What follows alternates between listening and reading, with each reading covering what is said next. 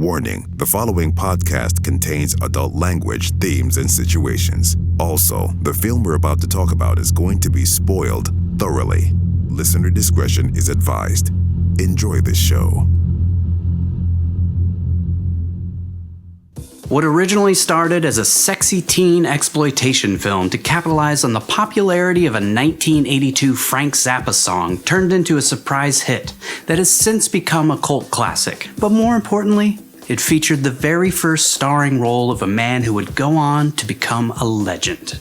Sure, Nicolas Coppola had been in a few things, but Nicolas Cage wasn't born until the 1983 romantic comedy Valley Girl. Okay, let's run. I'm like a prickly pear. What do you say we cut the chit-chat? A-hole.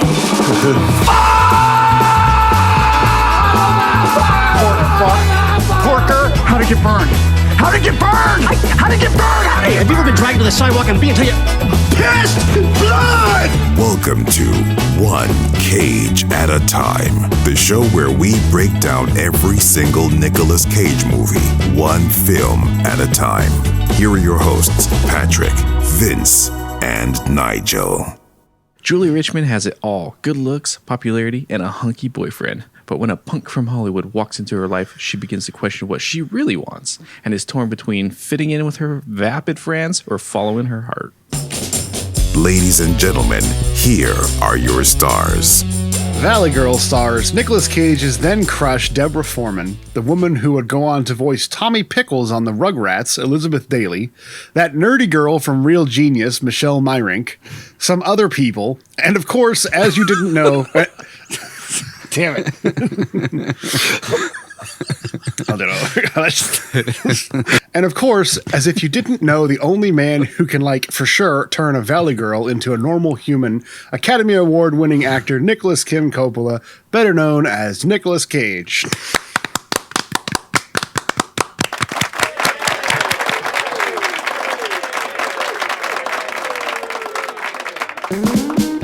It's time to go over some of the finer details. Valley Girl was totally for sure released on April 29th, 1983. It's my mom's birthday, by the way. Nice. At a budget of $350,000. That's it, $350,000, which is pretty impressive. Wow. I mean, what they did with $350,000 is, pretty impressive. Made $17.3 million. So God.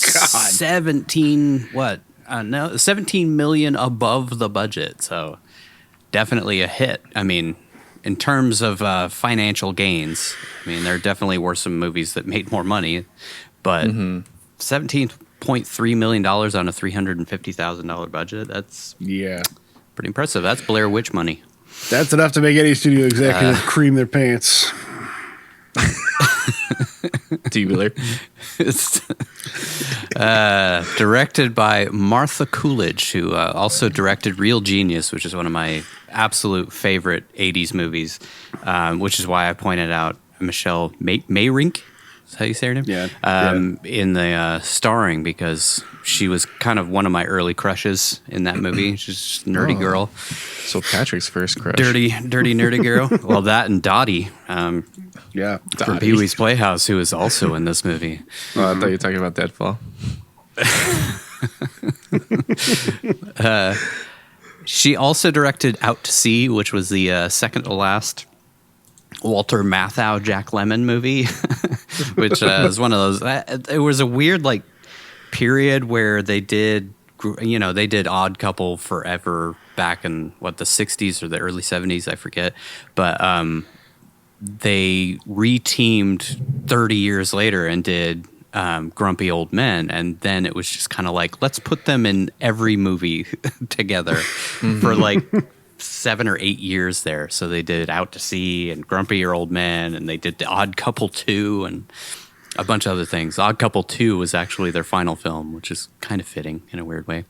Before Walter Matthau died, I think Jack London or Jack London. Wow. Yeah. I didn't realize he was in those movies. Jack Lemmon died fairly quickly after. You know, it's like when one part of the couple dies, the other one is soon to follow. She also did Material Girls with the Duff sisters, early 2000s, but she's mostly been doing TV, mostly like guest director appearances on different things. Like she did an episode of Psych. She's done a bunch of other things. Written by Wayne Crawford and Andrew Lane, which I couldn't find anything that I recognized except they produced Night of the Comet. I don't know if you ever saw that movie. It's kind of like almost like a comedy trauma film style of zombie apocalypse where like a comet comes through and it causes people to turn into zombies. Yeah. It's an interesting 80s period piece. Yeah. As is this, of course. Yeah. Shot by Frederick Elmes, or Elmes, E-L-M-E-S. Elmes? Elm Street. Elmes. Freddy Krueger. Shot by Frederick Elmes, who is a frequent early collaborator with David Lynch. Worked on Eraserhead, Blue Velvet, which is possibly my favorite David Lynch movie, and Wild at Heart. So we'll be talking about him again. Nice. Also shot Ang Lee's Hulk. Classic. Which is, that happened.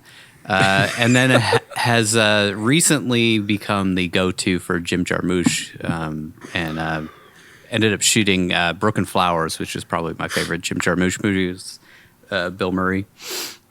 Good one. But most recently, he shot The Jesus Rolls, which is that pseudo sequel spinoff to Big Lebowski, starring the Jesus that everybody hated across the board. It seems like, yeah, passion project that John Turturro had been trying to make for years. He'd been trying to get the rights to that character from the Coen brothers for years, and finally got it. And yeah, I think one review was like, he should have been left as just kind of a character you didn't know anything about. Yeah.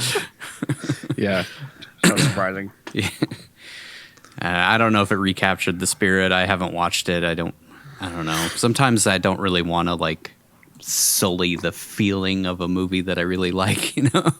Like, same. That's why I haven't watched it. Digging deeper into Jesus's story. Yeah. I don't know.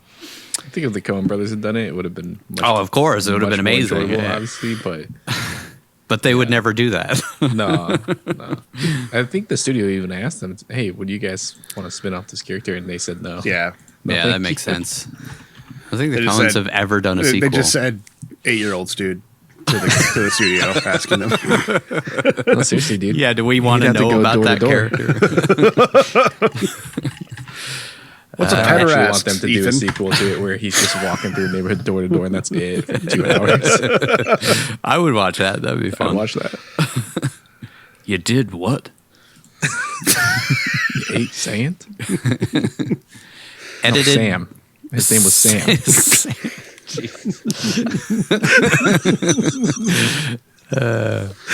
Edited by Ava Gardos, who is still working today. Also directs nowadays, but I didn't recognize a single credit on her IMDb, which, you know, maybe I'm out of touch, but I'm sure there are some 80s kids who have followed her career, but I didn't really see anything that was something I had watched or even heard of. So, music by Mark Leventhal, who the only thing that I saw on there that I recognized was he collaborated with Green Jelly, which if anybody grew up in the 90s, Green Jelly was the band that did that Three Little Pigs song, Little Pig, let me in, which oddly enough was the first major studio appearance of Maynard James Keenan and Danny Carey from Tool. Really? Yeah, Maynard James Keenan is the guy saying, "Not by the hair on my chinny chin chin," That sounds on brand for him. which is amazing. That's an amazing fun fact. Wow, holy shit, that's funny. And also Scott Wilk, who did the music for Duckman. If you ever watched that show. I kind of feel like these guys had it easy since most of the music was licensed. Yeah. I mean, $350,000 and they got "I'll Stop the World" and "Melt with You." They had some of the biggest songs in the 80s in this movie. Although I read funny. that the Men at Work song was added later. Like it wasn't in the original cut so it was when he paid climbs for through later. the bathroom. Yeah, it must have been they had the Interesting. rights to some other song and that fell through or something. I don't know. It was like the original theatrical had some different song and then they replaced it with that. Ratings, Rotten Tomatoes gave this an 83%, which is pretty high marks, though there's only 29 reviews. 6.9 out of 10, which is pretty good for... I don't know if I would quite give it that high, but I could see people liking it, especially in the 80s. This movie is very 80s, and then it has that kind of classic... we'll talk about it in the quick facts, but it's the Romeo and Juliet, star-crossed lovers, the outsiders, But yeah, it's surprising. 83% gave it a 6 or above. Audience was 72%. This is I think it's about the same. I don't think they do the aggregate score on audience, so it's just kind of the across the board feel. Metacritic 66%, which, as we discussed in the last episode, was kind of like right in the middle, a little below like everybody giving it acclaim. IMDb is 6.4 out of 10, and it did not get a cinema score. What? So you would expect. I don't think cinema score was around in '83, No. though there was It feels one more like movie. I feel 90s. like Moonstruck got a cinema score. So they were around fairly early on. Quentin Tarantino and Kevin Smith both said that this is like their favorite rom-com of the 80s, which is kind of crazy. There's a lot of love for this movie. I think it's a very nostalgic film. That's why for them. Yeah, like it's I could coming of see that. age. Kind of like I would imagine American Pie is for some folks in our age group. It's like that coming of age, teen comedy. With And it's boobs. got some raunchy moments. There's boobs. There's kind of like the girls talk about hand jobs and cum and all sorts of stuff at different times. And I think it's, if you're a kid in that time period, you're probably like, finally something that talks like actual human beings do. Yeah. Which I'm sure that's what attracted Kevin Smith to it. Is like, his movies, he was like, I always see movies, but nobody talks like me and my friends. So I wanted to make a movie that, reflected how we actually speak to each other. And that's kind of what Valley Girl is, in a way. How about a Coppola Quick Facts? A Coppola Quick Facts here. The script was actually written in 10 days. I could see that. That explains a lot. This was originally intended to be kind of an exploitation film. So it was basically a movie made just to show off teenage girls' breasts. That was really the only reason to make the movie. That's why it only cost $350,000. That seems on point.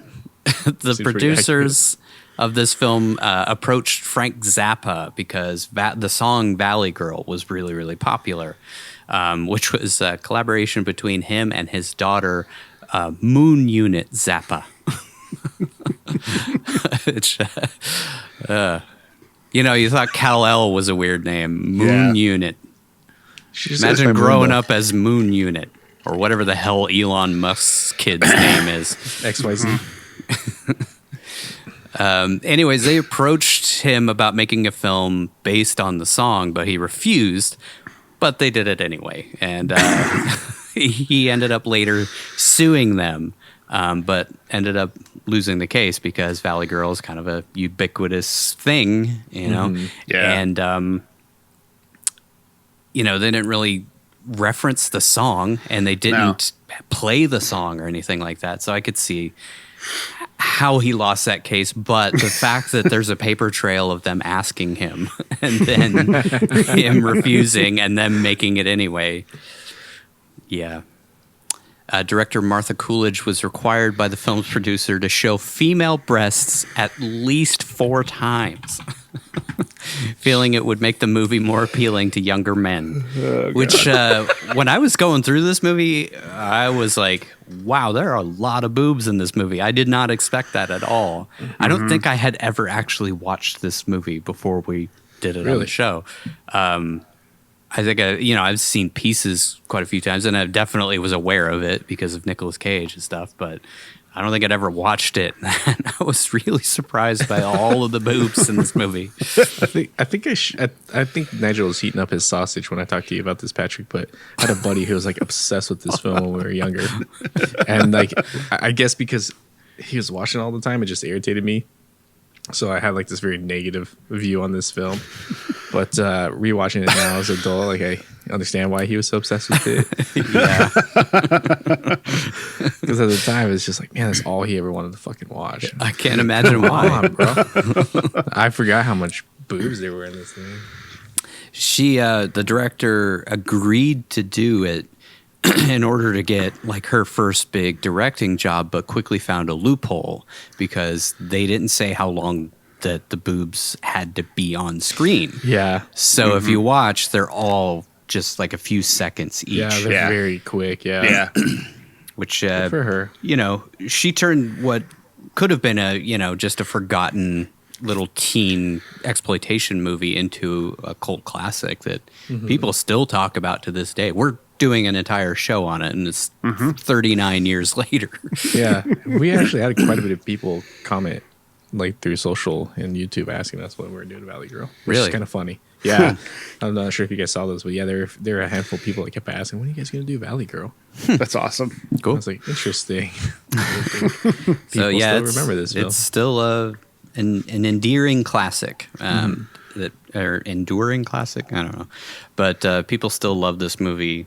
39 years later, I could definitely see, like, if you grew up, let's say you were in high school when this movie came out, I could definitely see you loving this movie and holding on to it dearly for years. Fun fact, Michelle Pfeiffer was actually originally considered for the role of Julie, which... I could see that. Yeah, I forget what year Scarface was. I feel like it was 82. So she would have been coming off of Scarface, which I would imagine that the budget would be a lot higher.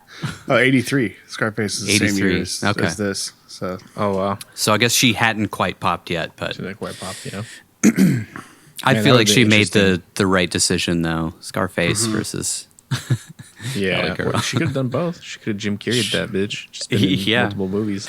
2 hits in the same year. Nicolas Cage actually had a real-life crush on his co-star Deborah Foreman. He later admitted in an interview, "I just adored Deborah."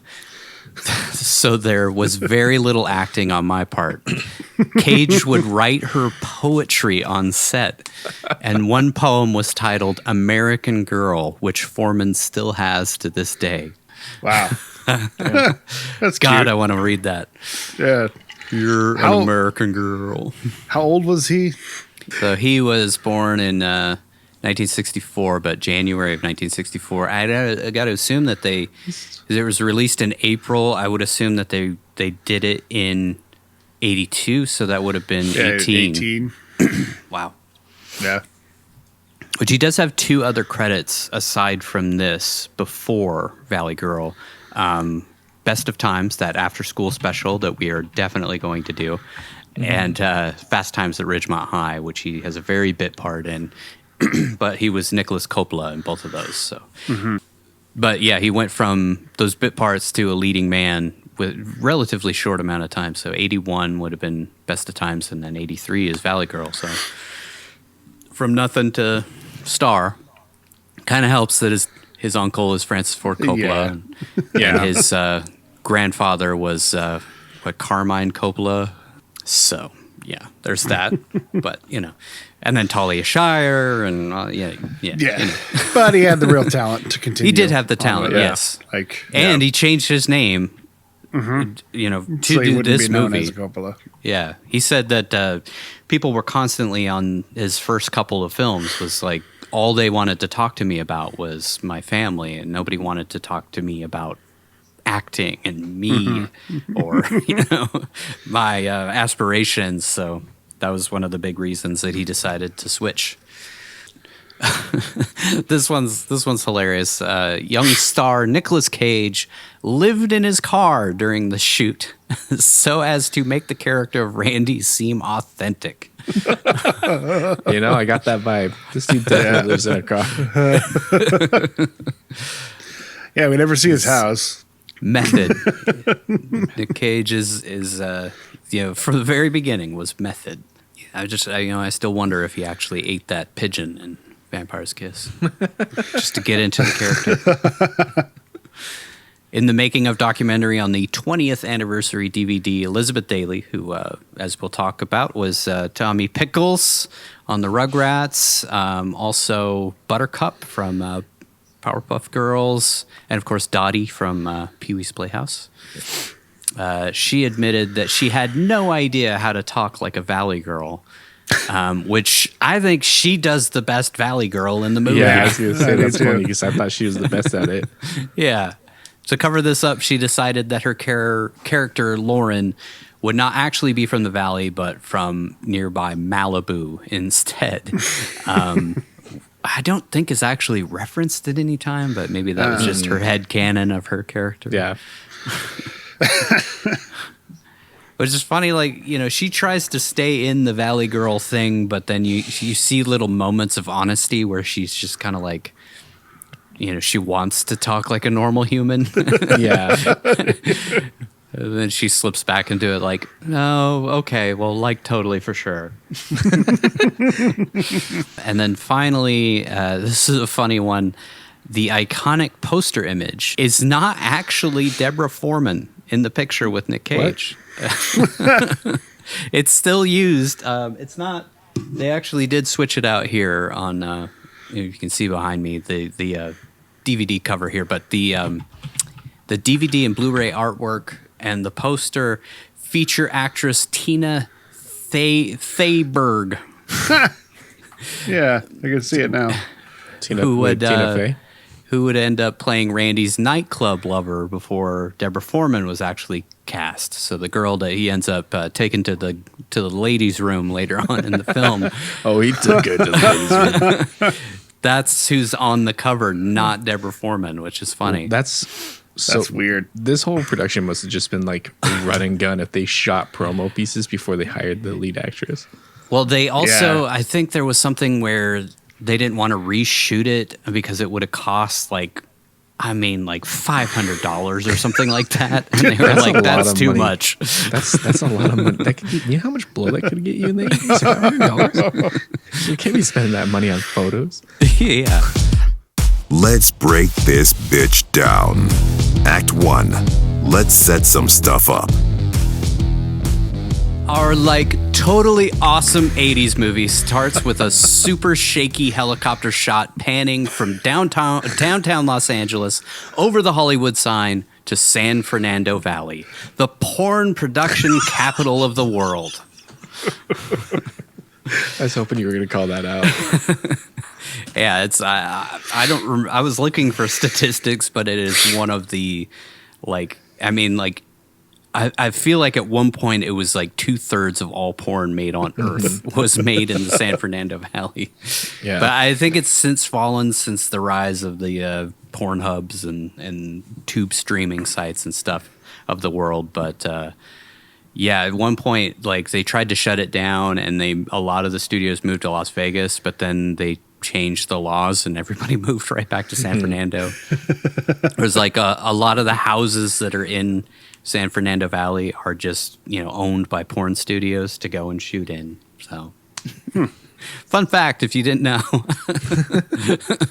I think about that every time I go into San Fernando Valley. I'm like, I wonder what's happening in that house. Hey, What's happening in that house?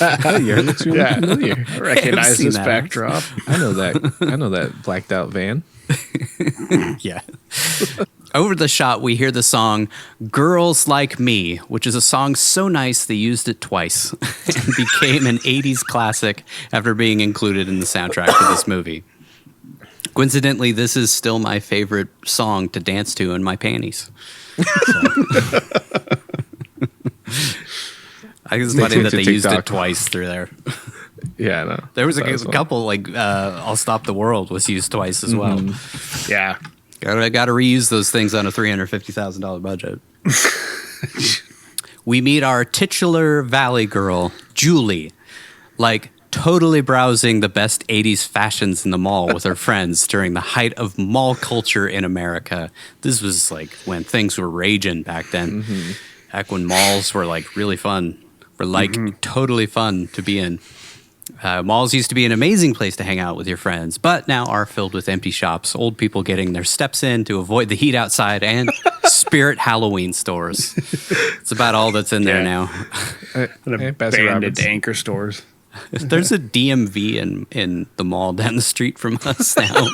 Yeah. And there's a college in one, like, up the street. Yeah, a lot of them. I watch lots of dead mall videos. A lot of them, they're converting it into that type of stuff because It's good use, yeah. Yeah. That's hilarious. Yeah, there's That's like awesome. art schools are taking over some of them and stuff because they have the footprint for it. So. Yeah, there's a lot of space in those, and you can utilize all the different shops as classrooms. So, Yeah. Julie and her friends like totally gag on food and junk at the food court, I'm sure, but are distracted by a stud muffin showing off the goods while waiting for a hot dog on a stick.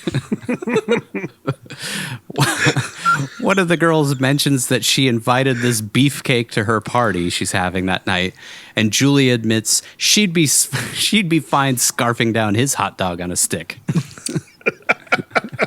But one of the girls tells Julie to save some for the rest of us, since she already has a like totally bitchin' hunk named Tommy.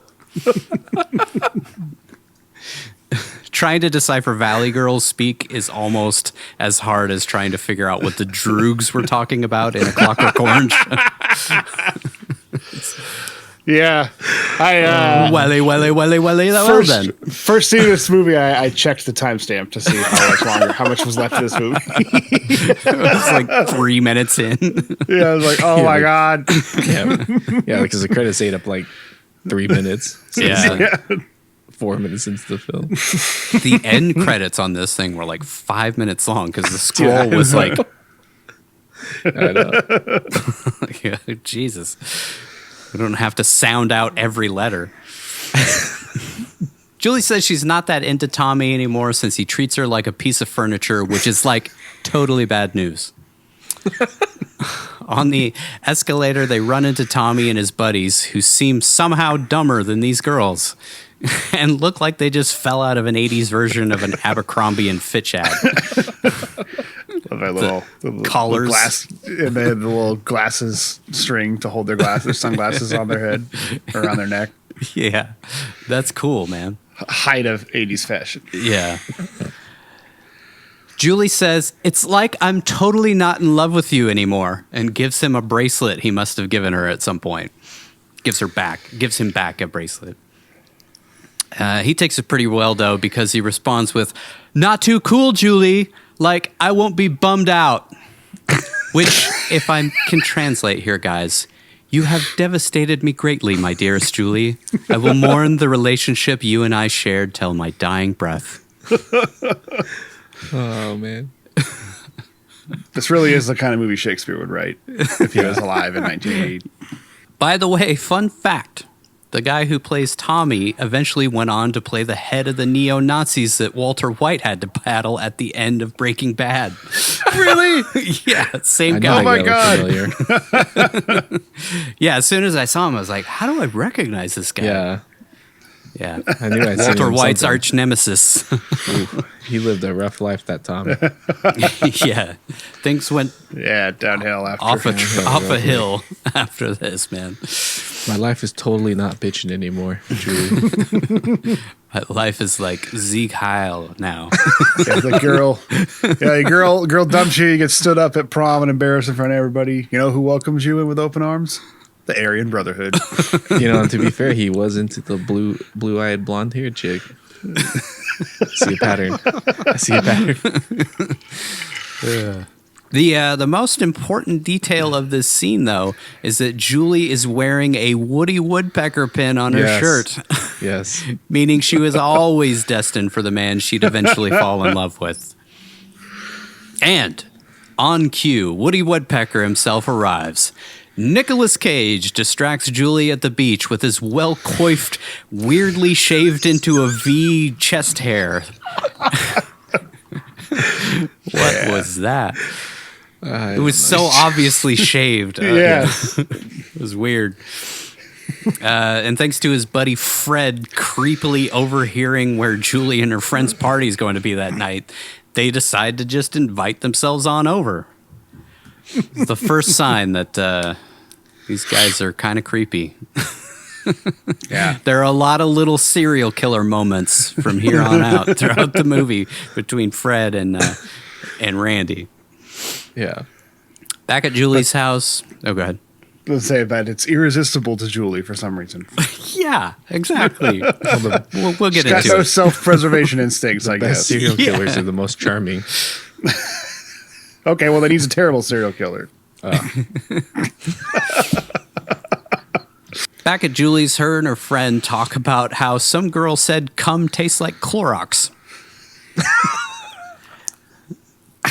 Well, she probably never caught COVID.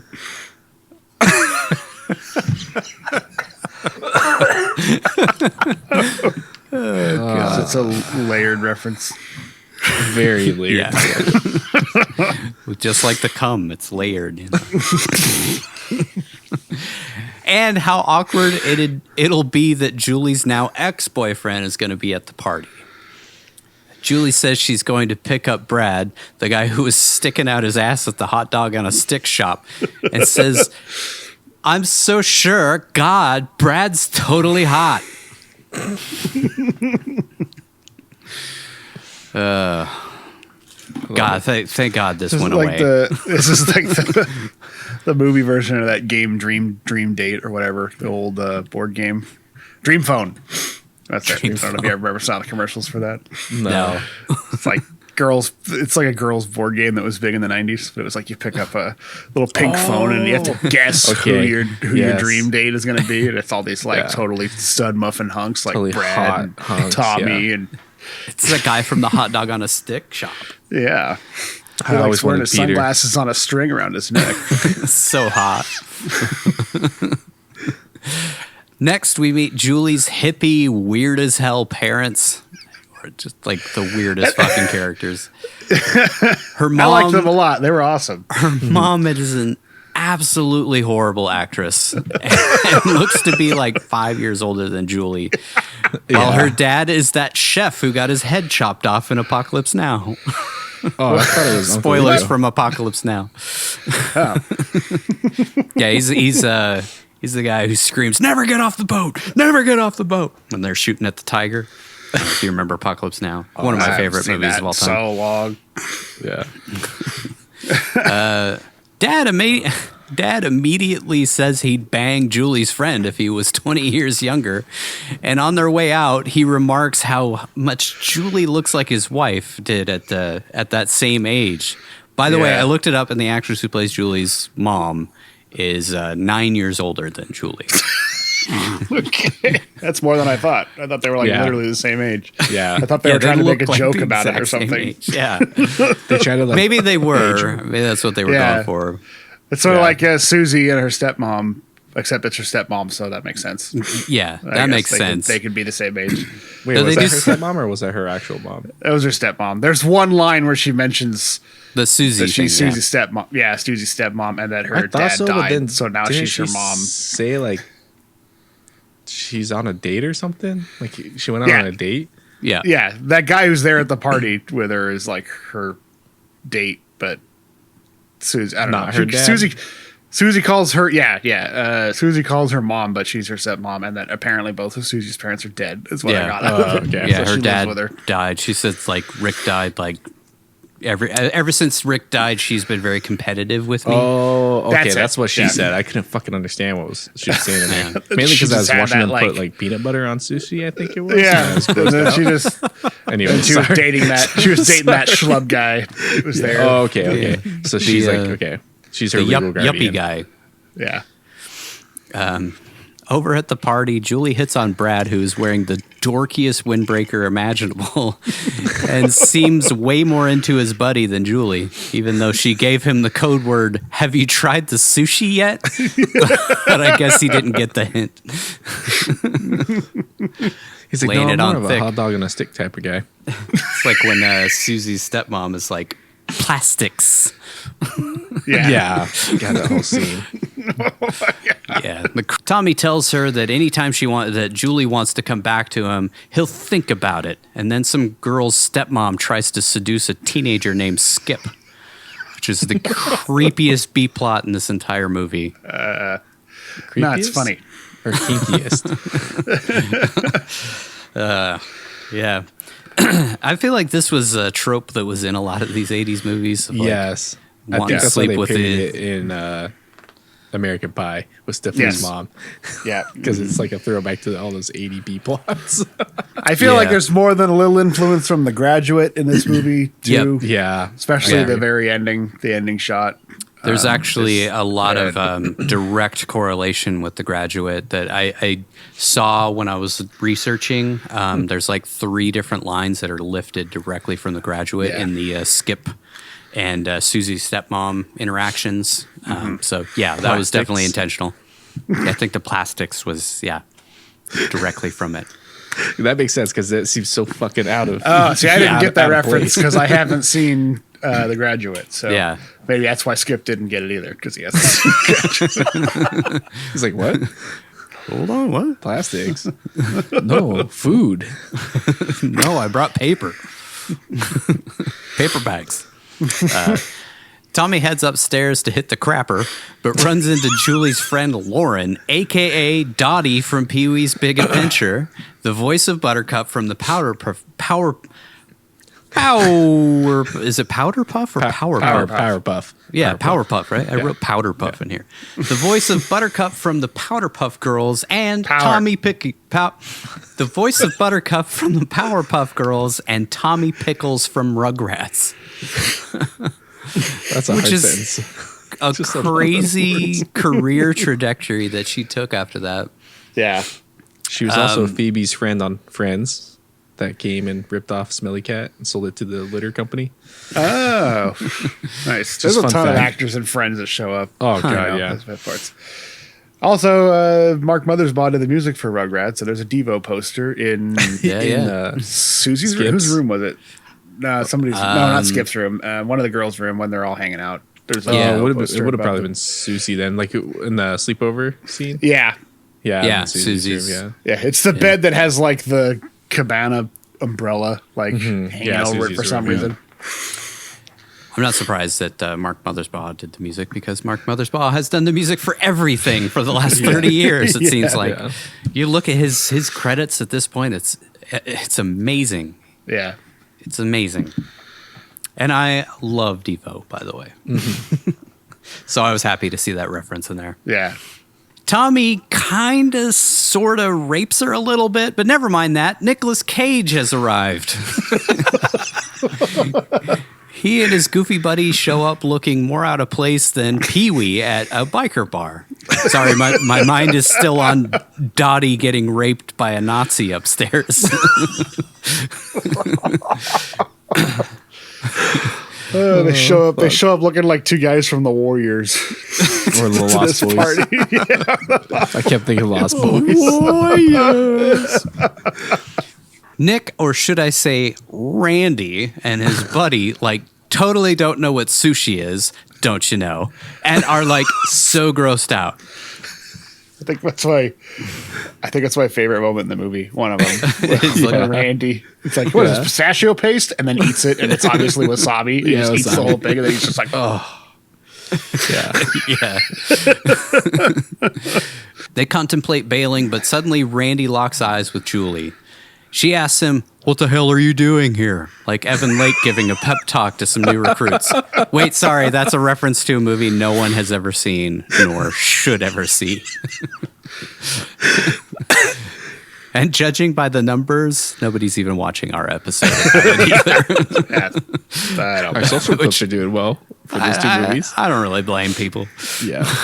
Dying of the light. No, thank you. What? Dark. No. They reviewed that video game? Upstairs, Lauren asks Tommy if it means that they're going steady together if he puts his peewee in her. In her playhouse. In her playhouse. And he makes her feel bad for being with him when she knows that he's still in love with Julie, even though he told her that they broke up. Dude's a real bastard. I mean, first Dottie, then Jesse Pinkman. Just plain evil. You think he raped Jesse? No. Nah. They all took turns on him in that cage. I think maybe we go what's the other family guy's style name? on her. Fat Damon, what's his name in the game? Yeah. I think he Todd. He probably had some hands on Jesse. A couple moments there. You want some gum? He was definitely Buffalo Bill in that shit. Tastes like Clorox. This tastes like Clorox. He spots Julie chatting with Randy downstairs, so he taps Randy on the shoulder and tells him to get out of there. And after Randy says, "Make me," Tommy punches him in the face, and Tommy's buds throw Randy and Fred out of the party. Rather than just leave like a normal person, Randy decides to sneak back into the house through the bathroom window and hides out in the shower while listening to multiple strangers pee. You know, like a creep. Yeah, that was creepy. And somehow isn't seen by any. I know, of them. even though he's in the frosted like glass shower, looking in the window or It's the like mirror. 6'5", looking over the top of the thing, and you can see him through the glass. Yeah. He sees some girls' titties, some girls talking about giving hand jobs, teens smoking joint, and then finally, Julie. She's not at all terrified to find the guy who she talked to for like 10 minutes at the party hiding in the bathroom with her, but is instead thrilled to see him, and she agrees to go for a ride with him and his dopey red-haired friend. People wonder how the Green River Killer managed to get away with 90 murders in the 80s.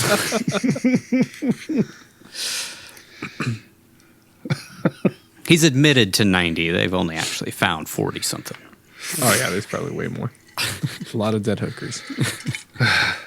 The creep she's known for 10 minutes, who was hiding in the bathroom for an hour listening to her friends use the toilet, then kisses her without consent and climbs out the window again, which makes her smirk with delight. I don't know, guys. It was the 80s. It was a different time, dude. You didn't have to consent to things. This Randy guy seems like somebody who would not take no for an answer for 30 straight minutes. Just felt like a Brett Kavanaugh autobiography when I was watching this whole party scene. I like beer, damn it. She drags her super reluctant friend Stacy along, who is like charmed, I'm sure, to meet Fred. They She's drive really smart one. Yeah.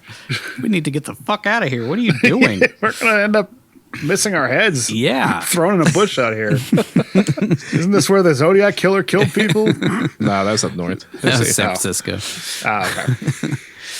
But Richard Ramirez was on the loose. Oh yeah, the Night Stalker. He looked a lot like Nick cousin. Cage. Mexican Nick Cage. They drive these poor girls from the valley to Skid Row while Nick Cage laughs like a lunatic and yells, "No way, Bob!" at someone getting pulled over. No way, Bob! Which is really weird. No way, Bob. He does that a lot in this movie. Yeah. seems to recognize every other person on the road for some reason, and then spots like 400 zombies just walking down the street who dance awkwardly at their car. Randy, man, once you get those set of wheels, Randy, woo! Look at those fine, look at that.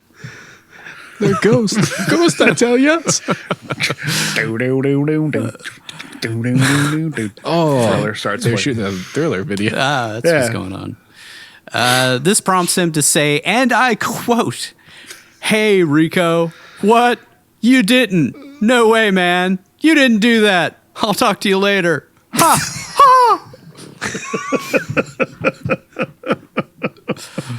Ha!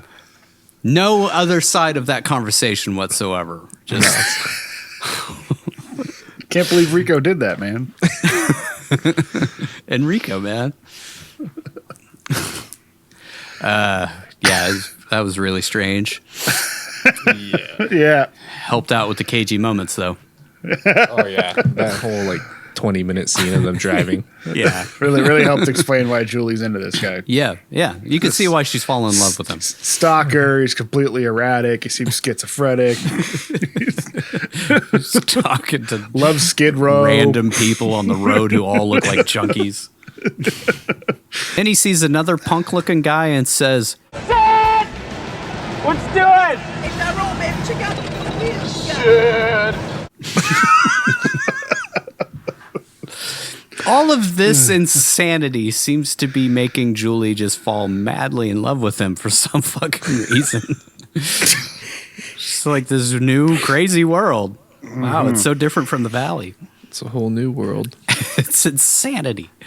Fred and Randy take these poor girls to a club where all the girls inside or outside of the club seem to want to bang Randy for some reason. But he only has eyes for Julie from the Valley, I guess. Do you have a quick fact about this club? Yep. Quick fact, the club scenes where Randy takes Julie were filmed at a Sunset strip club originally named Filthy McNasties in the 60s and 70s.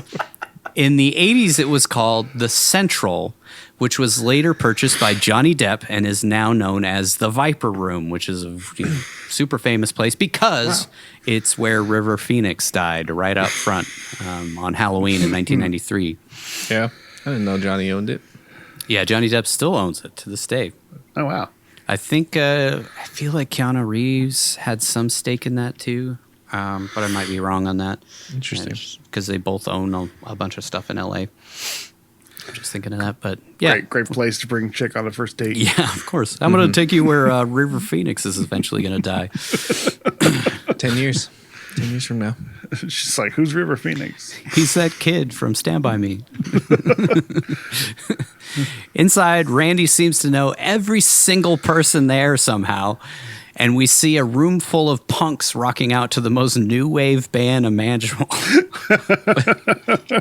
There's no punk music in this movie whatsoever. It's all new wave that they're like dancing to, but maybe they didn't know the difference, or maybe that's the only band they could Randy get. even talks shit about her music. Yeah. It's like, the I same love stuff. this song. And he's playing like the most new wave music ever. Yeah, I couldn't help but see Jonathan from Stranger Things every time I saw the lead singer of that band. It fucking looks like that kid. Same haircut, same goofy face. Yeah.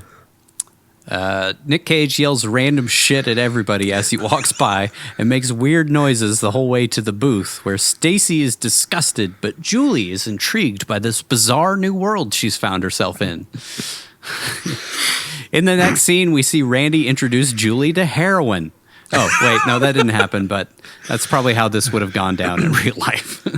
I do think I saw Roxy in the background, though. Crack Roxy. Crack Roxy. Getting high. He asks her if they have places like this in the Valley, and she says, no, we go to normal places and buy nice new clothes instead of shopping at Goodwill like Fred and Randy. Places that don't frisk you just to walk in. Yeah. Which, like, I think, I don't know if we ever answer it, but, like, is this like an all-age club or... I don't think it is. No, because I when don't he think goes so. back later and he's shit-faced, that dude is very adamant to get him inside because Yeah. A, he's a minor, B, he's intoxicated. So but is it's it just relaxed Hollywood on in the the 80s. So letting Yeah, minors in type of thing? That's what I got. It's out just, of it. I mean, it's now the Viper Room. It doesn't really, Yeah. you know. I'm guessing Or, the Viper we Room never has higher actually- standards now. Yeah. We never actually see. like those seedy places. We never actually learn how old Randy actually is. He could be like 25. Well, He says he 'cause I goes thought to they- Hollywood High. Yeah, Hollywood High. Well, he says he does, but we never actually see him Touche. do He anything. also likes to Actually hang out in Stalk Julie. bathrooms. Yeah. So Maybe he went to Hollywood High. I mean, he could be 25 and still going to Hollywood High. It's true. it's very true, dude. It's totally a bitch in here. Why would I ever want to leave, man? Randy Great place to says, pick up chicks. we do see people drinking outside, like younger people drinking outside, but inside they're all drinking like sodas and stuff. But then we see like a girl pour like a gin and tonic on some guy's head, or he pours it on his own head. I don't know. I hate that whole like we're just trying to make these characters remember. quirky bullshit that was going on in that Yeah. scene. Yeah. Who knows? And then Randy whooping and yelling random shit at everybody. Hey man, you didn't give me that pizza. What? Hey, Sergeant, what's your salami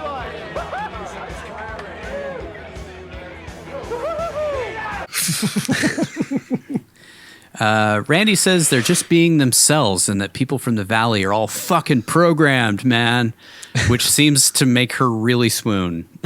they don't have values, man.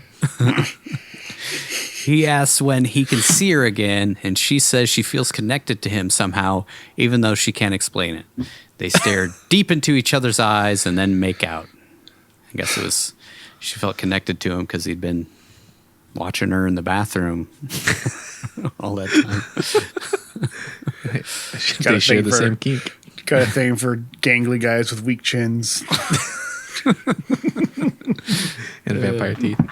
He did get his teeth fixed right after this movie. This was the only other thing besides Fast Times and The Best of Times. He did a lot of Times work back in good old days.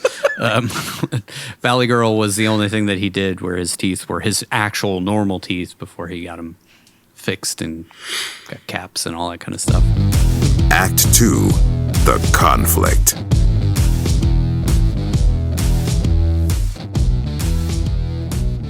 Back at Julie's house, her dad is up worried sick about her since he's positive she's out with some creep like Nicolas Cage or something. Meanwhile, Fred is chasing Stacy around the car, calling her his little pickle, while Randy and Julie make out. My little pickle. Out secluded drive somewhere, middle of nowhere. Make out at night. make in the out dark. rich. She never seems interested in him whatsoever, but he still ends up kissing her. Yeah. I thought she did for a second there. She was kind of like, Yeah, she was playing fine around, into play it a little fighting. bit. Yeah. But then it goes away right away. Yeah. And then she sees him later at the prom, and she's, again, not interested at all. So it's not like she fell in love with him over that time. It's like Pepe Le Pew. You It's just the keep 80s, chasing. dude. You just keep pressing and you'll eventually get it. Yeah. What did Sean Connery say? 50 no's and 1 yes is still a yes. Yes, yeah. I don't know if he actually said that, if that's just Family Guy. Those lines are blurred. Allegedly. Yeah. She tells him that her friends will like freak, if they find out she's dating that guy from Willy's Wonderland. But he insists that they see each other tomorrow. She says she can't because she has to work at her parents' health food store, which she thinks is like totally not cool, but he thinks is actually like cool. What a very Valley thing to own a natural food store. Yeah. Yep. I can't imagine like them, making the type of money it seems like Julie has from like- this health food store. Right. Oh. Like maybe this is a repeat. Like maybe Julie's mom came from money and she fell in love with some hippie wild child in the 60s. Could be, because she I is could see way that. more put together than the dad. Yeah. But that being said, those natural food stores make fucking money hand over fist. Now they Because do. I think even back then in L.A., I'm Yeah. sure back then in L.A. I mean, I you could just- see it. Yeah, the 80s was a big time for these types of things in LA. Yeah. It was Yeah, like that's kind right. of the fad started there and Yeah. then branched out everywhere So else. Yeah, I could see them making some pretty good money. But their idea of like natural food back then was just a ham and cheese sandwich with some sprouts, alfalfa some sprouts sprouts. on it. Yeah. You could tell for a split second he's really rethinking being with this girl when she says, "Why couldn't they own a Pizza Hut or something?" But it gets right back to tonsil hockey with her. Letting the man downstairs do the thinking here, eh, Nick? He takes her home and is daylight out. She's a little worried her parents will freak since she's never stayed out all night with a punk in one of the most dangerous parts of LA before. They do freak out a little, but say as long as she didn't get hurt or hurt anyone else, they're cool with it. No wonder the San Fernando Valley is the porn capital of the world. The parents just let their kids do whatever. I also love like when she gets home, her mom's like doing this fucking weird ass yoga pose. shit. Yeah, It's just a shot of her crotch, just wide open. just wide open. Her mom is actually, she's been in a lot of stuff, even though she's terrible in this movie. But she was actually Miss May on Apocalypse Now. I know you guys haven't seen Apocalypse Now recently, but she was crazy hot in that and seemed much more natural because she was doing, stripping and stuff rather than trying to talk. Yeah. Yeah, this Funny. funny. So she got that Coppola connection. Yeah. Oh yeah, There's a lot of actual characters that have crossed over to other Coppola productions from this movie, which is kind of interesting. Which makes me wonder, I don't know what the actual connection is, if Coppola was involved in any kind of production standpoint with this movie, or but his Nick Cage's first couple of roles were in Coppola Productions, so where they're all friends, like the producers. I can see that too. Give my nephew a job. Recommend each other. Yeah, give my nephew a job. Make him an offer he can't refuse. All right. This is totally off topic, but like Jason Schwartzman said he's only met Nick Cage like twice, and they're cousins. It was only like family, barbecues and stuff. That's kind of crazy that you can be cousins with Nicolas Cage and be an actor. Yeah, and like never spend any time with him. I can kind of see that though. There was a chick I went to high school with whose cousin was like a cousin or an uncle or something. I think one of her cousins, whatever, was related to Christopher Lloyd, like through some weird ass family tree thing. I think he was like a third cousin or something like that. So she talked about she went to some wedding one year and Christopher Lloyd was there because she's apparently related to him, but she'd never met him before because it's like, everybody's related to somebody at some point. It was just super, super random. It would be so crazy just walking. Is that Doc from Back to the Future? We gotta go back. Doc, we gotta go back. Yeah, I don't know. I can see that though. Nick doesn't really seem like the type of one to frequent family get-togethers. Seems kind of be a little bit of a loner. He seems like he doesn't quite embrace the Coppola family as much as some of the other Coppolas do. I think Moonstruck is kind of how those families actually function, and I think Cage has kind of been the guy who just kind of split away from that. Maybe he's like he's like Ronnie. Yeah, because he left the home country and never even comes to see his mom while she's dying. Okay, back to he is naming his daughter after his dad, August. Yeah. But yeah, it is. Well, we could do a whole episode diving into their family. Yeah. All right, so next we see Julie and her friends taking a driving test. Julie's friend Susie says Skip asked for her number despite or possibly because her stepmom flirted with him all night at the party. Julie tells her friends about Randy, who she thinks is like trippin'. Dicular. Which, what a fucking awful thing that I'm glad doesn't exist. That fucking slang doesn't exist anymore. So allow me to translate here. Man. She's like, she likes Randy and thinks he's a very nice boy with whom she could have a fantastic time with. Fucking 80s, dude. All that coke, man. All that coke in the 80s.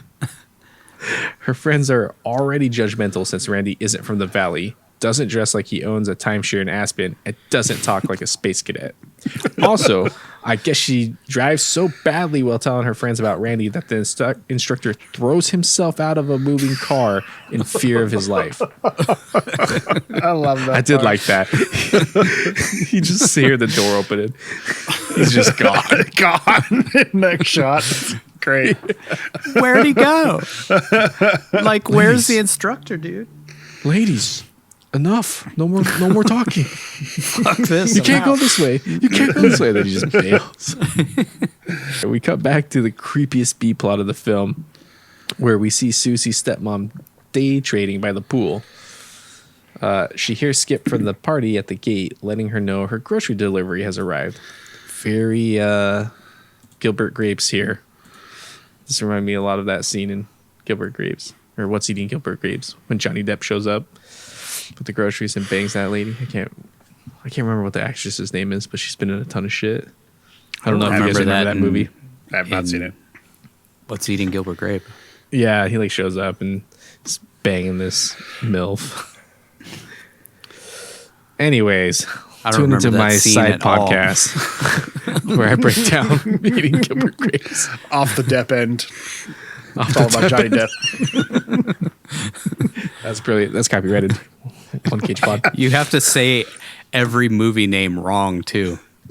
Today we'll be talking about Gilbert Grapes.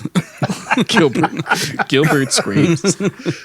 Gilbert Scrapes. I really thought this movie was going to be about And man you could farming describe grapes. you could describe a scene that's not actually in that movie. Too. I don't know if that scene scene's is in that in it. movie. That scene is in it. He's having a relationship with the mom from Step Brothers. Anyways, I don't remember that at all. look it up. Anyways, It's got William Robbins in it. it's got yes. And then William Dafoe shows up, William Dafoe steals the show. She hears Skip from the party at the gate, letting her know her grocery delivery has arrived. She says she's disappointed in him since he didn't try to bang his girlfriend's stepmom at the party, which she and her husband were hosting the night before. Guess it was a boyfriend, or I don't know who that guy was. Yeah. Guy who just like holds the sushi up for like a full minute, waiting for her to take it. I love that scene too. She's totally not paying attention. She's like, well, fuck me then, huh? All right, well, maybe we should break up. You seem more into Skip. He admits that he took the delivery order on purpose so he could see her again. And confusingly, he decides rather than give his girlfriend a new little brother, he decides to leave this whole awkward scene behind despite Mrs. Brandt laying on the "please fuck me right now, you idiot" with all her might before she also backs out of the seduction by saying, "Susie will be home soon." Oh, how convenient. It's a weirdly confusing scene. Yeah. I just want to say I've seen porn with better writing than what took place in this whole scene. In fact, the last time I saw bad writing like this was in an actual porno, Taboo 2. Filmed in the same house. Yeah. It was actually, I'm pretty sure, filmed in the same house. You're fucking your son? The acting and the writing, almost identical in both films. Over at Julie's family's health food store, Randy pops in for a visit, much to Julie's embarrassment.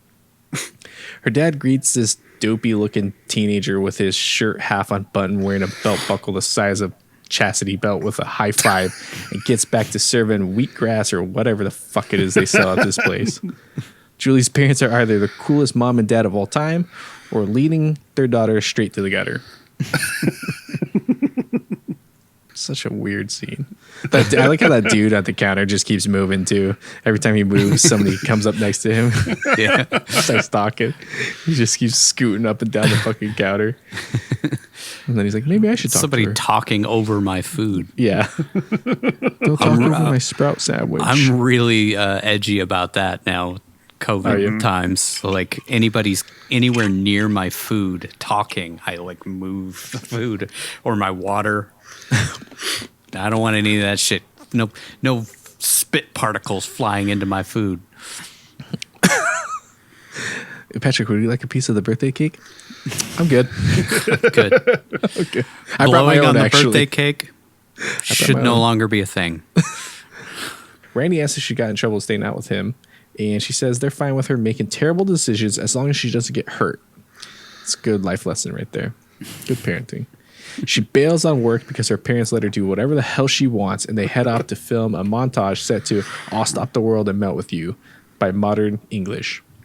So you said that this was added later on?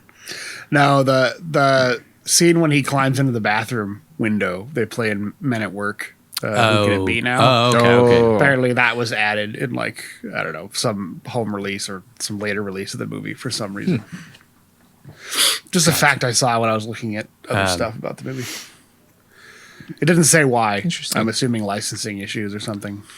Yeah. Yeah. I wonder. Or, they wanted to get a bigger song into the movie. Maybe Maybe once they were they just could. trying to bank on soundtrack sales. Yeah, once they Could be, made yeah. their 17 million, they were like, let's Yeah. buy a couple songs for this. Yep. Yeah. I also wondered, like, when But let's not reshoot the poster. when was this released?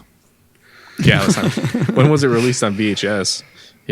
By that, Yeah. and did they even know that that the VHS was gonna be a thing, and so maybe they didn't secure the rights to Yeah. That could be Selling it like a that, I home don't video know. rights. Didn't Yeah. Back exist. in those days, it took like a full year for the home video to come out.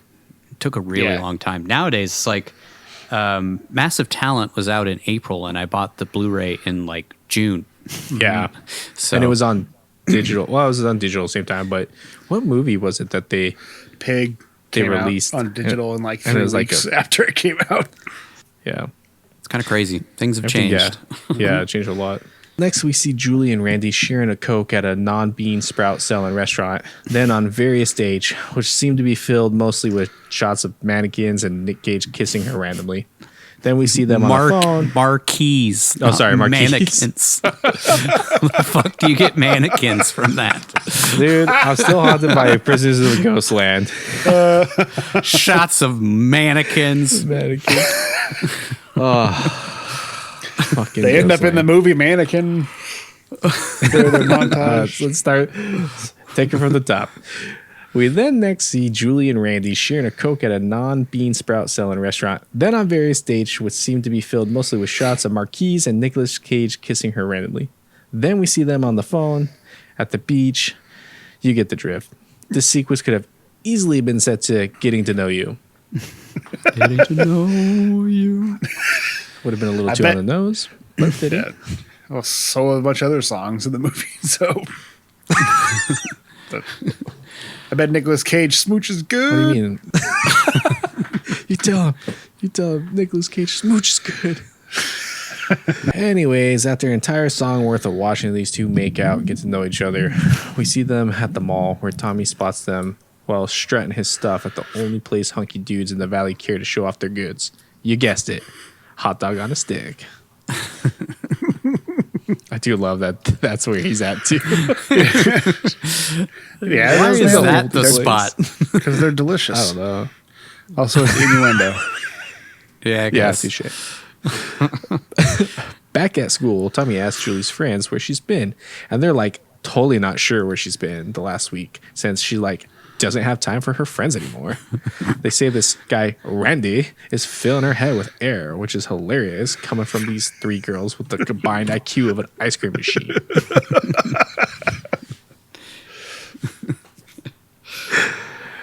Tommy says this geek she's with could scar her for life. So the girls decide to talk some sense into her while they have a fun little slumber party in their panties dancing to that They've Got a Name for Girls Like Me song from the beginning of the movie. Something the three of us have done together countless times. The only difference is when we do this, there's a lot of ketchup and mustard involved. And it's in a Motel 6. And we don't get our security deposit back, FYI. Another reference to another movie that nobody has ever Another seen or Schrader should movie ever nobody- see. Another Schrader film nobody should ever watch. Definitely. Just see us in our panties spraying ketchup at each other. Doing the I feel a TikTok coming platoon on. pose. Yeah. Nigel doing the platoon pose. They talk about fun stuff like how totally tubular boys are, how hot they'd be in Susie's mom's lingerie, and make a pact to try out this new bulimia fad that's going around. You just like binge and purge. Scarf and barf. Totally how teen girls act and talk. Yeah. These 100%. 20-year-old teens. Yeah, 20-year-old teens. Julie's got crow's feet. I'm honestly shocked that she was like 20 years old when they filmed this because I thought she was closer to 30. Yeah. Oh, really? She Yeah. definitely looks older. Julie's friends make fun of her for dating Randy and how he's like so uncivilized and junk, and they don't have parties in Hollywood, stuff like that. Yeah, Yeah, dude, he's got to find Rico, man. That Rico party's hard. Shit. No, you didn't. no, you didn't, Rico. Suddenly, Skip calls, and his disappointed Susie answers rather than her mom. And even after getting invited to come over to hang out with 4 teenagers in their panties with no supervision, he's like, nah, and just hangs up. She got a titty poster to look at instead. Yeah. That's true. One tit. She's got one tit out. She's got one tit out. I counted that one tit, by the way. Yeah. I saw that in Awesome. the stats. Yeah. The girls go back to talking about how grody the area is in Hollywood and how Julie will have to Grody. kiss all the Grody. Sorry, Grody. The girls talk about how grody the area is in Hollywood and how Julie will have to kiss all the bitchin' Valley guys goodbye if she stays with Randy. Oh, and how Hollywood guys have small penises and such. Hey, I didn't know I was born in Hollywood. It's like this. Yeah. It's a nice excuse. I thought I was born in San Jose. I'd have to have a conversation with my parents now. Turns out all this rubs Julie the wrong way, and she seems to have doubts whether she should be a free-thinking human being who can choose whomever she wants to date or go back to being a valley girl.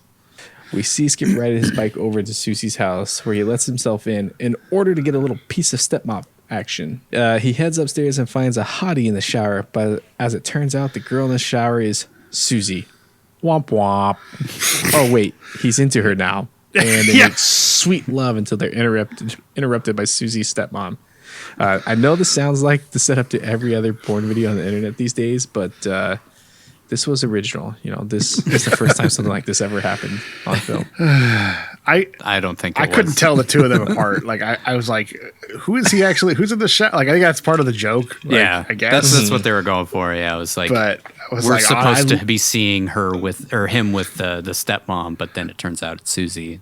Yeah. And it's like makes it even creepier, I think. But I even had to rewind it because I was like, I thought Susie walked in on his stepmom. Like even after seeing, I can't tell them apart. I don't know. you can They're see also the indistinguishable. pantsuit and the hair. It looks more like her stepmom when she Yeah. first walks Yeah. in. Silhouetted when she comes in the front door. But Felt yeah, like they with all leave these, it. all these Valley girls, it was like American Psycho, where you can't tell them apart. yeah. They're all interchangeable. And Yeah.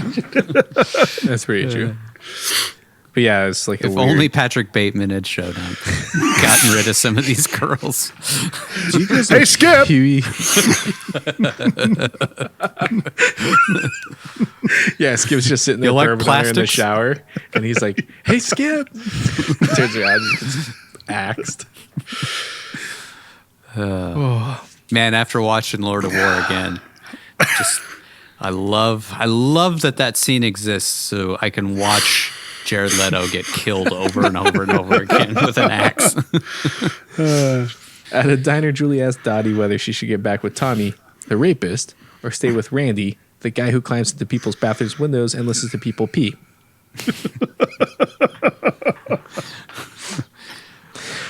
Lauren says everybody thinks Tommy is so tubular and all, you know? So thankfully she chooses someone super intelligent to get advice from. It's like totally tubular and all.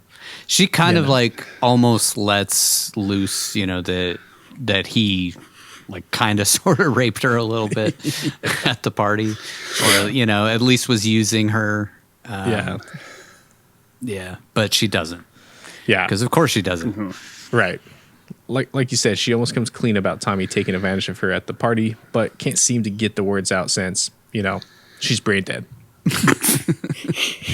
Sorry, I didn't mean to step on that line because Oh no, it's good. It's like totally perfect. forgot It's that was in there. perfect. No, it's good. It's like perfect flow right into that.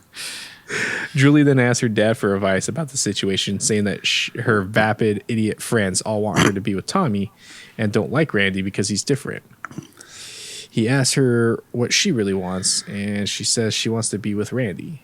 He shows her some pictures of him in his hippie days and says he dressed and acted differently than anybody else back then, and who cares how someone looks or acts. It's who you are that counts, what's inside you, and what you stand for. No one should tell you how to dress or who to be with. It's up to you to decide what's best for you, which is actually pretty solid advice, which I did not see coming from that guy, since every other scene he's in, he's like a bumbling idiot pervert. I liked it. It was a solid dad. Yeah. Yeah, I thought that was really good. I like that they had that moment together and shows that, like, okay, so yeah, her parents might allow her a little extra freedom, but when it really comes down to it, they're trying their best to guide her with very strong principles. Giving her great advice. Yeah. Well, it cuts to Julie in bed, going to town on herself as she imagines Randy's wooden hand inside of her. Wait, no, sorry, wrong movie. We actually just watch her lay in bed, looking all around, and she comes to a decision. Just laying there with a creepy clown doll. She's got this like creepy clown stuffed animal. Yeah. And what did she know at the decision she makes is she picks Tommy. And that's how Act 2 ends. So ridiculous. She gets this amazing advice from her dad, who's like very genuine and honest. And then she picks Tommy. I actually found it kind of realistic. Yeah. Because he's telling her, Peer what do you pressure. want? And as a teenager, she wants to fit in with her friends. Yeah, and stuff. exactly. So that's what she decides to go with. That peer pressure of fitting in and being accepted and being popular. The entire conflict of this movie is only driven by the characters' stupid pressures on themselves, which I kind of like. Yeah. Just You'd think it would be like immaturity, their parents like pressuring them to do something or trying them to keep them on the right path and stuff, but it's not. It's a typical teen thing where like everything is the worst thing ever, and it's all their own stupid interpretations of things.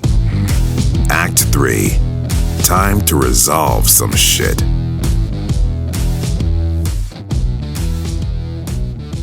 At a diner, we see Julie sullenly eating a hamburger. Her Valley Girl nincompoop crew come in and scowl at her before she says this whole situation hasn't been fair since they won't hang out with her if she's with Randy. They let her know that Tommy still like totally loves her a bunch and junk, but is bummed to the max with her since she dumped him. On cue, Tommy walks into the diner, so her friends make an excuse to leave. Julie and Tommy make idle chit-chat until Julie tells Tommy she broke up with Randy. So he sits down and very politely asks her if this is what she really wants, and she says yes. He gives her back the bracelet she gave back to him when she dumped him at the beginning of the film, makes a date with her, and then eats like half her hamburger. You can tell she's really conflicted about getting back with this doofus, but does it anyway since that's the price of popularity in the Valley, I guess. He looked like he was not enjoying that bite he had to take. Maybe he's used to the health food stuff. He's and, used- like, yeah. eating burgers. That night, we see Randy pop by Julie's house where she gives him the cold shoulder and asks why he'd stop by without calling first. He's understandably confused as to why the girl who was madly in love with him up to this point in the movie is suddenly rejecting him, especially because it seems like she loves when he stalks her. So it seems weird that she would would be weirded out by him showing up at her house in the middle of the night. She's not used to him coming through the front door. Yeah. You're supposed to meet me in the bathroom. Usually you climb through the window. Anyway, he tells her that he loves her, and she breaks down and says that she can't see him anymore. So Randy quickly figures out what's going on and says, I know what this is. It's your fucking friends, right? Shit, Julie, what is this? It's between you and me, not between the rest of the fucking world, so fuck off. Which feels like the appropriate response, at least from my point of view. Yeah. Then he pushes it a bit too far and says, "Fuck you, fuck off for sure," like totally. And then he gets hammered in the parking lot of the club he loves to hang out at, which leads to one of the cagiest moments of the film. He stumbles to the door of the club, kicking cans while saying, "I don't fucking care. I don't give a fuck. I don't fucking care, man," before pretending to hit the doorman while screaming, "Bam!" and then laughing like a crazy person. Yeah, I fucking care, man. And bam! Inside, he hooks up with his ex-girlfriend in seconds flat, who is objectively way hotter than Julie, but I guess Randy doesn't like her as much since since she's like, for sure has a totally grody personality or some junk. She suggests they make up, so they go bang in the girls' bathroom. We see Randy. Yeah, we see Randy leave the bathroom afterwards, and we can tell he regrets it immediately. Outside, he stumbles onto the road and almost gets into a fight with that same Mexican gang from Gone in 60 Seconds, I think. One guy chucks a lit cigarette at him, so Randy says, "Hey, fuck you, scum! Get out of the car!" Which prompts the guy to say, "Are you all bad at me?" And Randy says, "Yeah, I'm bad." Is that like Hollywood's tough guy version of the Valley Girl talk or something? Who knows? Michael Jackson appears and starts dancing by these guys. I thought it was, "Are you mad at me?" And he's like, "Yeah, I'm mad." No, it's bad. It's bad. I saw it in the subtitles. "Are you bad at me?" Are you bad? Mm-hmm. Yeah, bad. Maybe that was a thing. Dialect lost to time. Immortalized by Michael Jackson, I suppose. Yeah. Bad was a very 80s word. Anyway, before this guy can bash Randy's head in, Fred, sorry, confused this with Gone in 60 Seconds again, comes back to Randy's rescue and pulls him into a nearby alleyway.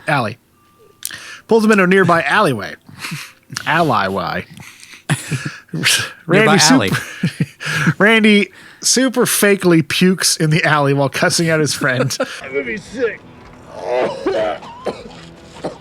Go on, leave me alone. And Fred figures out quickly that Julie broke up with him. And then goes back to talking. Yeah. Just like, it was almost like onto his own shirt. Yeah. Puking. They just come back talking. There's no puke or anything on his mouth. Randy tells Fred to maybe he needed to eat a cockroach and then he could have thrown up for real. Randy tells Fred to just bash his head in with a brick, but instead Fred tells Randy that if he wants this girl so bad, he should stalk her nonstop for the rest of the film, even though she clearly told him she doesn't want to see him anymore since girls love that kind of romantic stuff. Next, we see Julie happily get into a car with a friend and her friend's mom to head off to enjoy her new Randy-free life with Tommy, but Randy jumps into the back seat with her, like a murderer would. He tells her they have to talk, and she tells him to get out of the car since he's giving off some really creepy vibes, and this mom might go straight to the cops. Then we see Julie and Susie hanging out listening to the radio, and the announcer makes a dedication to Julie, his favorite Valley girl. Randy sends his undying love and says, come back soon, Later, it gets really creepy after a while, man. Yeah. Later at school, Julie is dressed like a 40s flapper girl combined with an old-timey detective or something. She finds some photo booth pictures of Randy stuffed into one of her school books, which opens up a can of worms as to how these pictures got there in the first place. We already know Randy isn't shy about crawling into people's houses through windows, so maybe he picked the lock on her locker and got into her stuff, or got into her house and left it. Got into her house, I don't know. Anyway. Some creepy behavior here. We see Julie heading to a movie theater on a date with Tommy, where Randy poses as an attendant checking tickets while sporting some 3D glasses and smoking a cigarette. And the people coming in are complaining that it's a 3D movie, which is it's nice to see that even back in the 80s, people hated 3D at the theaters. Gave him a headache. So this is just Randy, or this is just Jim from the Trust, where he goes and gets a bunch of odd jobs so you can blend in and then know exactly what Julie's doing at any one time. Yeah.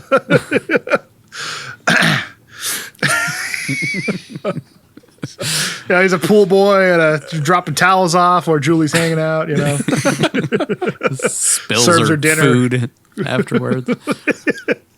He does spit gum on a guy. So. Yeah.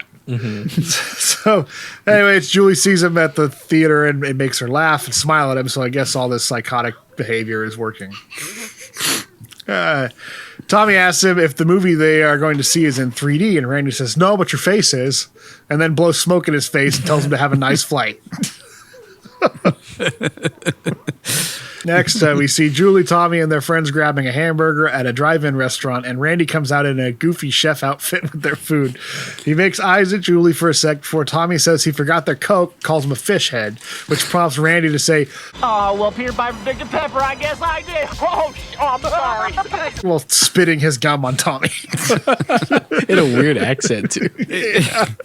I don't think the trying to gum escape. thing was intended. I think that was an accident, and they just Spit it went out. with it. Yeah. Because you could see Julie, Deborah Foreman, she like laughs laughing, hysterically when the gum comes out. I'm not laughing, like legit. Yeah. Caught off guard laughing. But the Nazi guy from Breaking Bad, he managed to stay in character so they could keep it. Yeah. I almost wonder if they were just like, just go do something goofy. And Yeah. that's what he did too. I was wondering, like, did he have to, like, because, okay, so we see him outside of the theater, so obviously the people inside the theater didn't know that he was there doing that. Right. And then in this one, I noticed that he, like, grabbed the food from the guy, The guy. going to deliver it to him. So it makes sense. It's not like he just took jobs at these places. Yeah. I like the thing that he did. It was funny. Yeah. We see Julie half naked in bed, and I half expected Randy to be pretending to be the mattress she's sleeping on, but no, almost as bad. He's sleeping in her front yard in a sleeping bag, seemingly naked, with no pillow for some reason. Just laying on the lawn. Julie freaks out since there's a shirtless stalker in her yard and closes the shutters, but she smirks a little as Randy screams, No, Julie, don't do that. Come on, Julie. Don't do this. no red flags here whatsoever. Her hippie dad's probably just like, yeah, I remember I did that. That's how I got your mom. That's how I got your mom. He seems like a cool dude, man. He's like far out. High in the Hollywood Hills, we see Randy and Fred looking over the San Fernando Valley, where Fred says, what you're doing ain't working, about all the creepy stalking stuff. So he says he has a plan to help Randy get Julie back. Then Randy pulls out a little orange box and blows into it for some reason, which makes a pathetic whistling noise.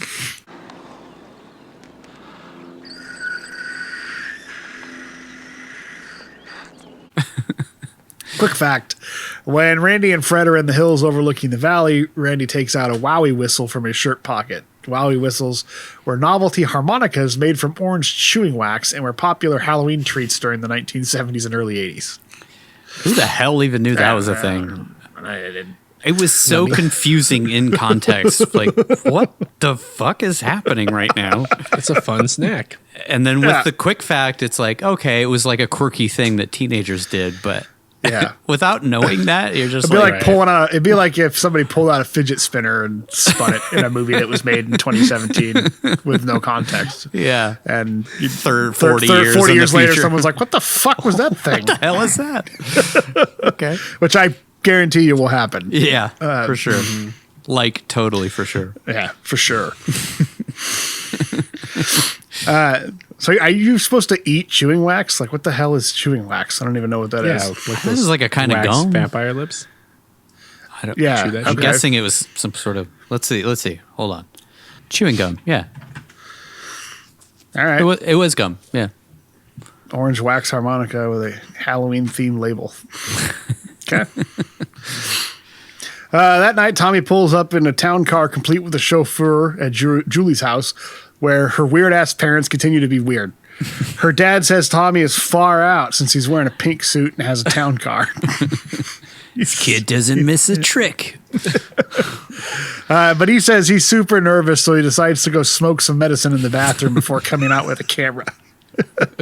His wife said it made him aware of his mortality. I think it's just Yeah. You know, the fact that his daughter's going to prom and he's having a midlife crisis because he's old, man.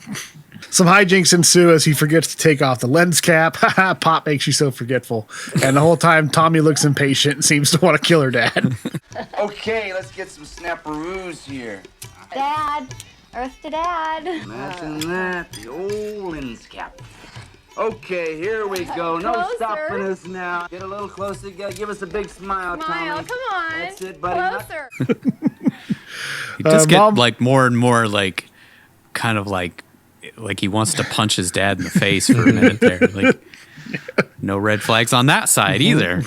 Julie really knows how to pick them. Julie's They gotta got, get to yeah, the prom, she's got great and they gotta get great to the prospects. Sheridan. Yeah. Just want to bang your daughter. Let's get this over with. She's going out with Biff Tannen. It almost looked like the exact same place that the prom takes place in Back to the Future, too. Like the exterior shots of it looked very It might have been L.A., Yeah. man. They reuse Yeah, places a probably lot. Or I guess Back to the Future did it from this movie because this would have come out before Back to the Future. So, Yeah. And Carrie did it before that. You know, yeah. same place.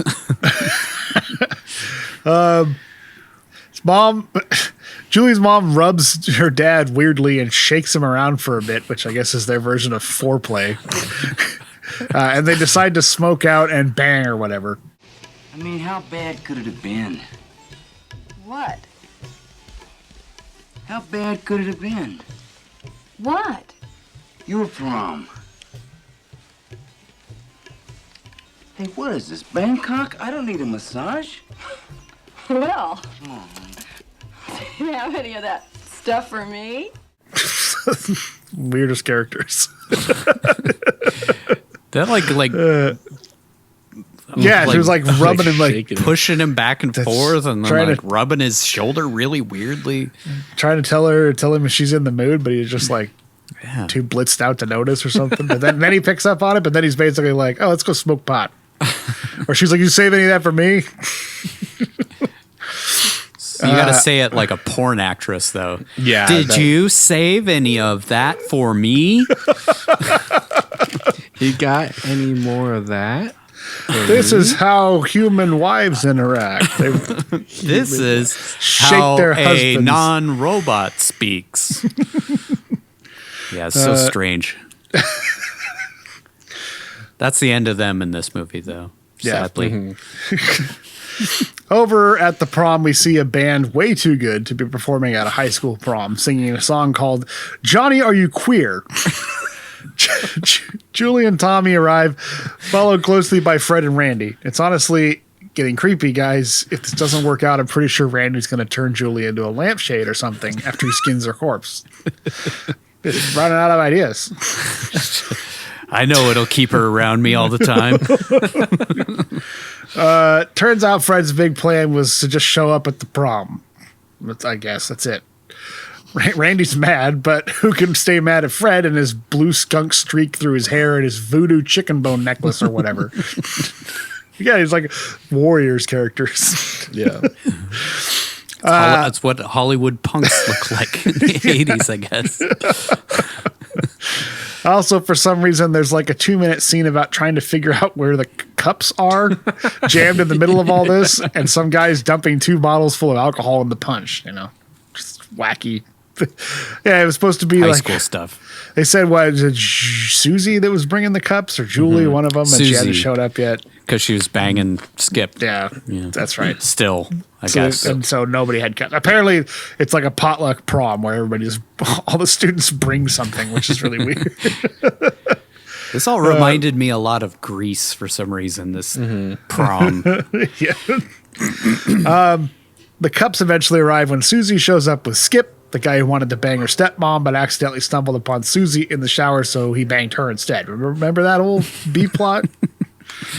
Or Who could maybe Super it, important to the movie. it cut away so fast. Maybe Yeah, Mom Eh, joined in. they all. Maybe that's why it took a few days. It would take me a few days. That's why she's late with the cups. Yeah. Fred spots Stacy, the girl he chased around the car, calling a little pickle earlier in the movie, sitting alone because her boyfriend is off Indian wrestling with the boys. guessing her boyfriend is the Johnny from the song the prom band is singing about.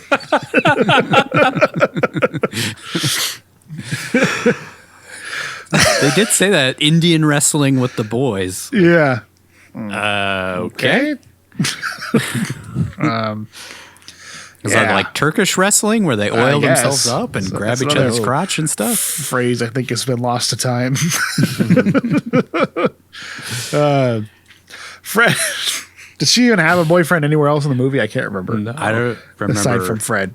There was one guy that maybe I'm thinking of somebody else, but like there was a girl dancing. Maybe I'm thinking of the other girl that was in that group. Dottie? Yeah. She's like dancing with I forget his name, but she was dancing with somebody on the dance floor, and he keeps trying to like, we need to get out of here. Let's go, because he wants to bang her too. Mm-hmm. We've been here 3 minutes. Let's go. Let's get out of here. Got to go to the Sheridan. Fred and Randy decide to crush that fly, which I think is their version of saying, let's force these girls who aren't interested in us into being with us. So backstage, we see Tommy and Julie are about to get named prom king and queen, but Randy is there waiting for them. He and Tommy go round and round for a few minutes while some teacher gives an awkward long speech on stage about what it means to be king and queen of prom and how she wasn't the queen but really wanted to be. I remember my prom. I wanted to be the queen. I wasn't. I guess peaked in high school. It's been reflecting on her sad life ever since. I think she was a loser in high school too. Yeah. I always wanted to be. Not that, being prom queen is the height of anything, but like, yeah, she was like, I was always jealous of those girls. Yeah. I wanted to be prom queen. And now she gets to see them in perpetuity every year at the prom. It's just a really awkward speech. Yeah. It's another one of those moments of comedy that's just put into the movie that I liked because it just came out. It doesn't seem to matter for anything. It doesn't fit anything, but it's funny. Also, Randy tells Johnny, like, I'm going to give you a chance you never gave me, and then punches him in the face. But I don't understand what he meant because, like, he sucker punched him, and, like, Johnny sucker punched him earlier, so it's like he's doing the same thing to him. I don't really know. I don't know. Yeah. Maybe he means like one-on-one. Yeah. Yeah, that's what it probably is because he had Johnny's friends helped kick him out. Yeah. I guess she didn't hear Tommy screaming loudly while karate kicking the air and only notices the fight when it spills out onto the stage, prompting the teacher to pass out for some reason. Randy knocks Tommy out, and I guess that's all it took to get Julie back because she finally relents and decides she actually does want to be with Randy. So, to recap, she broke up with him to be popular. He stalked her nonstop for weeks, even though she told him to go away. He shows up uninvited to ruin one of the most special days of her life and beats the shit out of the guy she chose to be with that worked to win her back. Like, that's all it took. Some lessons to be learned here. You know? Just stalk girls nonstop. That's how you get them back. If a girl breaks up with you, stalk her nonstop. Climb into her friend's mom's car, follow her everywhere she goes, sleep outside of her window. Girls love that shit. Yeah. Sneak into her house and plant pictures into her yearbook or whatever. Make friends with her stoner dad. Randy and Julie walk through the crowd as Johnny Are You Queer Band starts playing something again to provide the soundtrack to Julie throwing a plate full of Nickelodeon gack in Tommy's face, which leads to a food fight between everyone in the whole school. Yeah, you got to have a food fight in a teen comedy. Yeah. High school comedy. Julie and Randy escape, and despite Tommy having paid for it and arranged it, the chauffeur drives away with Randy and Julie in the town car. So I saw that there was a goof that it's a different car than it was earlier in the morning. Oh, is it? Earlier in the movie. Really? Yeah, a different limo. Like one has a limo, one has a town car. So maybe they just got into a random limo and took off. The driver asks Randy where he wants to go. Again, I want to stress that he asks Randy, even though Tommy arranged this whole thing and had plans to take Julie to the Valley Sheridan to visit her valley, if you know what I mean. The driver asks Randy if he wants to go to the Sheridan, and he says, yeah, which makes Julie Randy herself. She takes off the bracelet Tommy gave her yet again and tosses it out the window, and the two of them smirk in the car thinking about knocking boots in the room Tommy paid for, and thus ends the most romantic tale ever told in a shot that is like the closing of the Graduate when they're driving away on the bus. Yeah. The end. A lot of Graduate references in this movie for some reason. Yeah, that's it. That's a perfect way. Yeah, that's it. That's how it ends. Like, side note, do you guys think it's creepy now being in our like 30s watching high school teen films where there's nudity? Like they're portraying these teenage kids naked. No, because I fapped this stuff all the time when I was a kid. A little creepy, but then I realized like the actors were still in their 20s. I get that. It's which just I weird. guess is still creepy. It's just, I don't know. When I was younger, I didn't think of it because I was closer to the age. But now it's like, it's kind of weird that we're watching a movie about high school kids and they're like getting naked and getting railed. Titties all over the place. Yeah. I mean, the person that I identified with most in this movie was Julie's dad, so I guess that makes sense. Like, it's just, that's another sign of getting older. Years younger. I'd like tear into that because it's far out, man. Remember when you looked like that? Huh? Remember when you looked like her? God, I want to bang my daughter. Remember when you were as hot as our daughter? All right. Okay, maybe I don't identify with him that much. I look totally hot in this, totally. Hi, Julie. Like, don't be so greedy. Oh, I get so fat and all, and what happened to my zits and get so dirty? Whew. Thank God that crap went away, huh? But just remember, though Valley Girl speak may be gone, we live in constant danger that it might one day, like, totally return in some junk. That's why I encourage all of you to read, so as to not repeat our failures of the past. Thankfully, our friends over at Book Outlet offer brand new books at up to 90% off their original list price, including Marvel Comics, kids' books, top 200 bestsellers, and even toys, puzzles, and other learning activities. In case you're like Nigel and want to raise your kid to be a normal human and not whatever the hell these people are. Scan the QR code on the screen or click the link in the description below to score tripendicular prices at bookoutlet.com of up to like 90% off.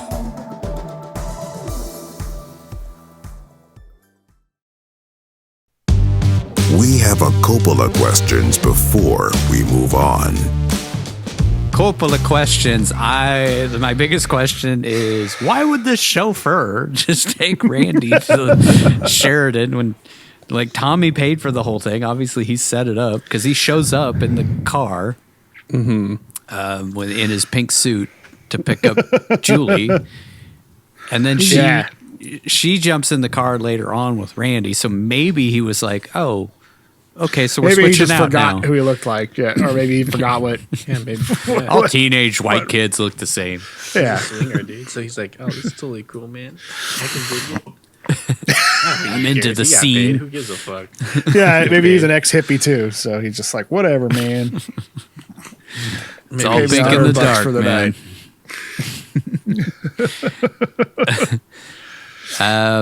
Yeah, I don't think there's an answer to that question, but it's just funny.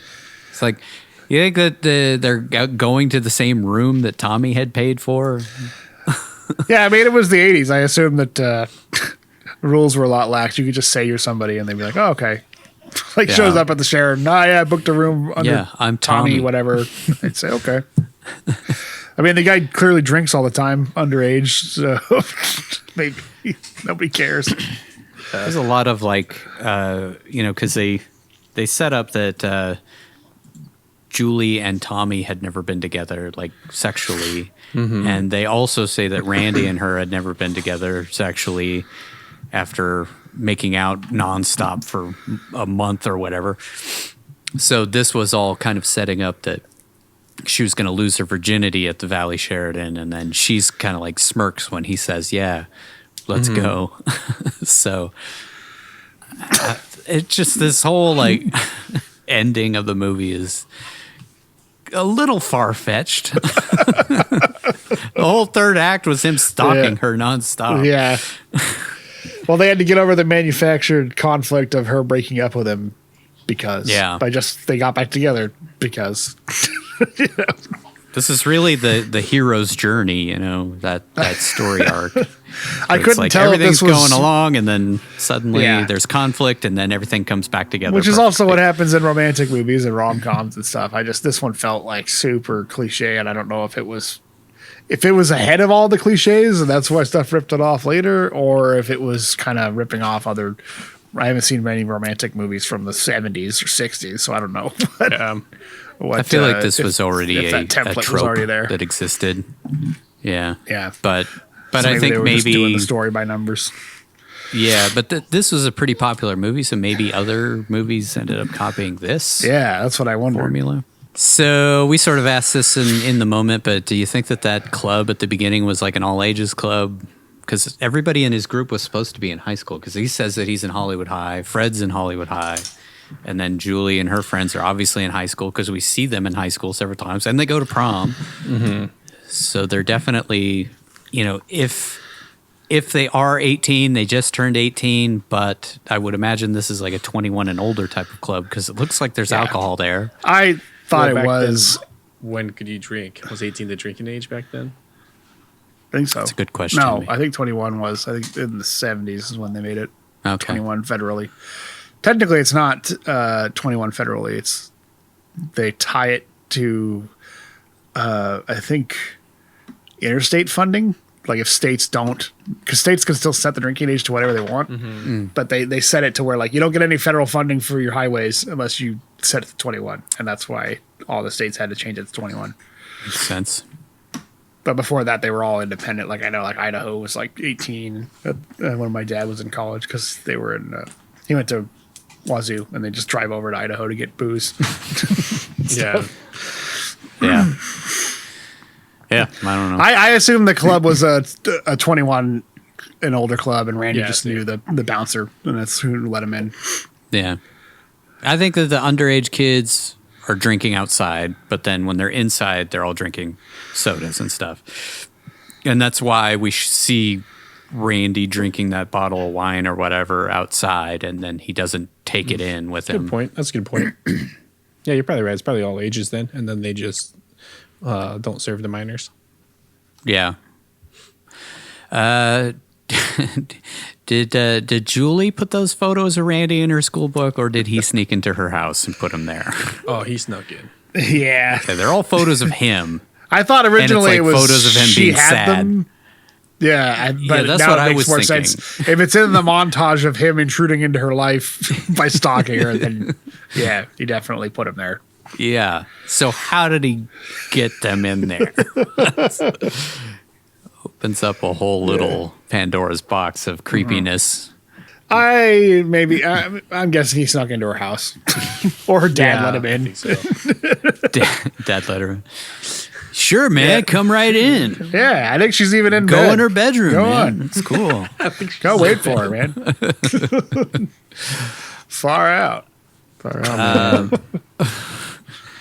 Then the only other real question I had is, I think we answered it, but do you think he was like, do you think he had to like pay the people off when he was like pretending to work in those places? Nah, he just showed up. He just shows up in a chef outfit. Sure, I'll take that food. Yeah, he's like grabbing, like you mentioned, like he's like grabbing it from the guy. The guy's like, oh, okay. I mean, is it really illegal to impersonate a theater employee? I guess not. Just I assume the worst that happened is they'd kick him out once they realize he's standing at the door taking tickets from people. But yeah, if he's just doing it for that group, he probably has time to just do it and then cut out. Yeah, before they kick him labor, out. Man. We don't got to pay this guy. So like the ticket booth is like right there, so she's probably looking over and being like, "Who the hell is this guy?" I also thought it was funny that Tommy never recognized him. I know, right? Yeah.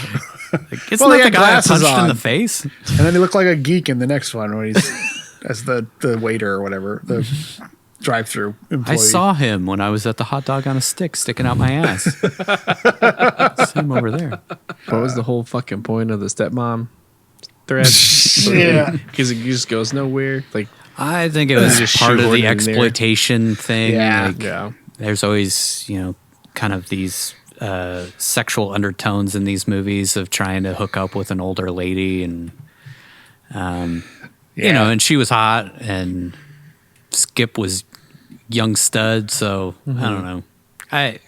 It felt creepy and unnecessary, but I feel like, you know, Porky's and movies like that kind of did this sort of thing, and that was kind of all the rage to get teenagers to go to movies. Yeah, it didn't have internet porn, so movies had to serve a dual purpose. Yeah, it was a great make-out film, and I think those types of movies in general, that's what they were meant for. It was like, well, you can't get a hold of porn, but you can get a hold of this, and you know, it's like who's that? Sid Meier. I can't remember his name. There was a guy who made a living just making these types of movies. These teen show John some Hughes. breasts, have a very thin plot going throughout, but mostly it's just to show breasts, and that's pretty much it. Make a fortune off of that. Shitty movie that's filmed, and the script was written in 10 days. Probably film it in like a week or two. Revenge of the Nerds. Yeah, Valley Girl, Fast show Times, some titties, Fast Times. Yeah. Animal House. Wasn't he like being advised to keep doing these kind of heartthrob films? I think so, Heartthrob yeah. films? Probably. And he decided that's not the career he wanted. It's a lot of people have this same trajectory. It's like Tom Cruise was in nothing but like rom-coms and stuff, and then he broke out and decided to do other things. And then Brad Pitt did the same thing, where he was like in Legends of the Fall and all those movies where he was just kind of the heartthrob, but then he started doing more edgy roles and stuff. And I think Cage did the same thing, but before everybody else, really. Yeah. It's time to keep track. Here are the final stats. Nigel, do you want to hit us with the old curse tracker? This Yeah, one this felt one- pretty heavy, right? It is, but it's also pretty light. It's really only shit and fuck are the only curses he used. He used shit 4 times, and he used fuck 20.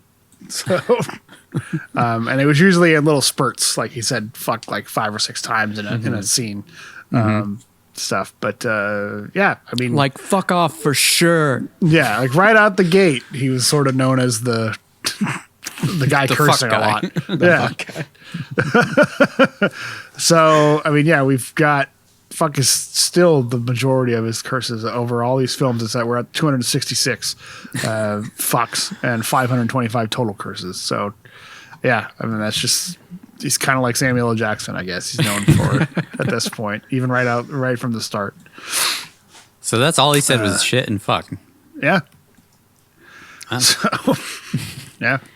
I was surprised that there was that much swearing in it too. Like you said, even with the amount of boobs and swearing, it was a fairly hard R movie, I guess, in that respect. I wasn't expecting it from a teen comedy like this. I was not expecting the boobs at all, and the cursing. I was actually kind of like, wow, he said fuck a lot. Yeah. Yeah.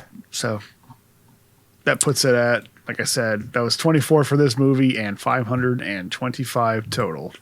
Runtime, this was kind of in the middle, 99 minutes. I guess it's closer to the bottom. I was afraid that this one was going to be longer than it was, because the first time I watched it, I was like, wow, this movie's really dragging. I'm not into this. And then I really enjoyed it the second time around, which is funny. Maybe that's why it's got the staying power. Yeah. I gotta rip off that Band-Aid. I didn't really love it the first time, but I actually really enjoyed it the second time around. Nudity a lot. There was 4 pairs of breasts, so 8 there, and then I counted the poster with the one boob hanging out. I'm not counting cartoon boobs, but I am counting any pictures of boobs. So, yeah. No cartoon boobs.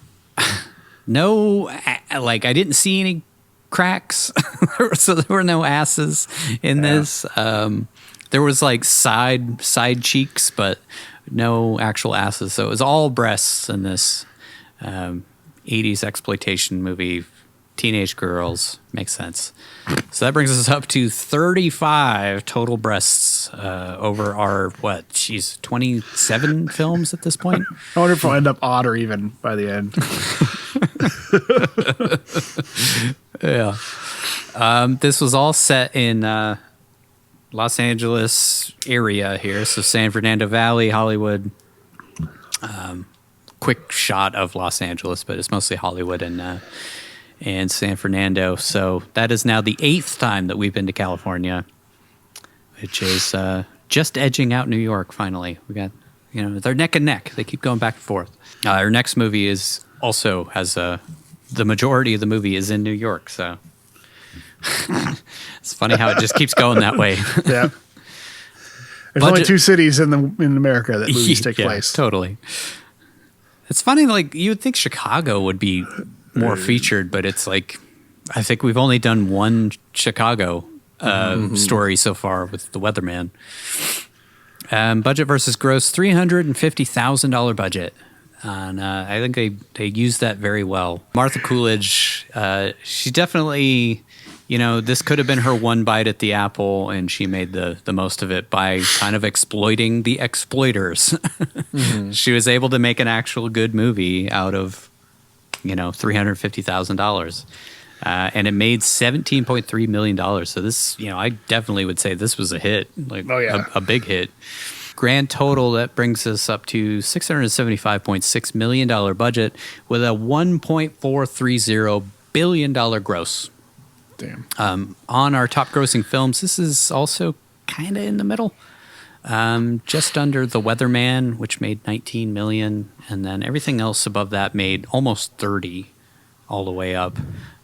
So this made more than Bringing Out the Dead and Bad Lieutenant. Yeah. Yeah. And that was 1983 money. So right. Pretty good. Yeah, I was going to say it's more impressive since it is back in the 80s, Yeah. 17.3 million in the 80s. Pretty damn good. Yeah, that's a lot of money. I mean, I don't know what that would factor out to. Let's see. 50 million is what it would. 50 and a half is what it would equate to today. Oh, okay. So if you factor out that budget, so the budget was maybe like $2 million and it made 60. So that's still an insane recoup on that money. Mm-hmm. Ratings, this was R, which it was actually kind of hard to get an R, it seemed like back then. Like everything got a frickin' PG.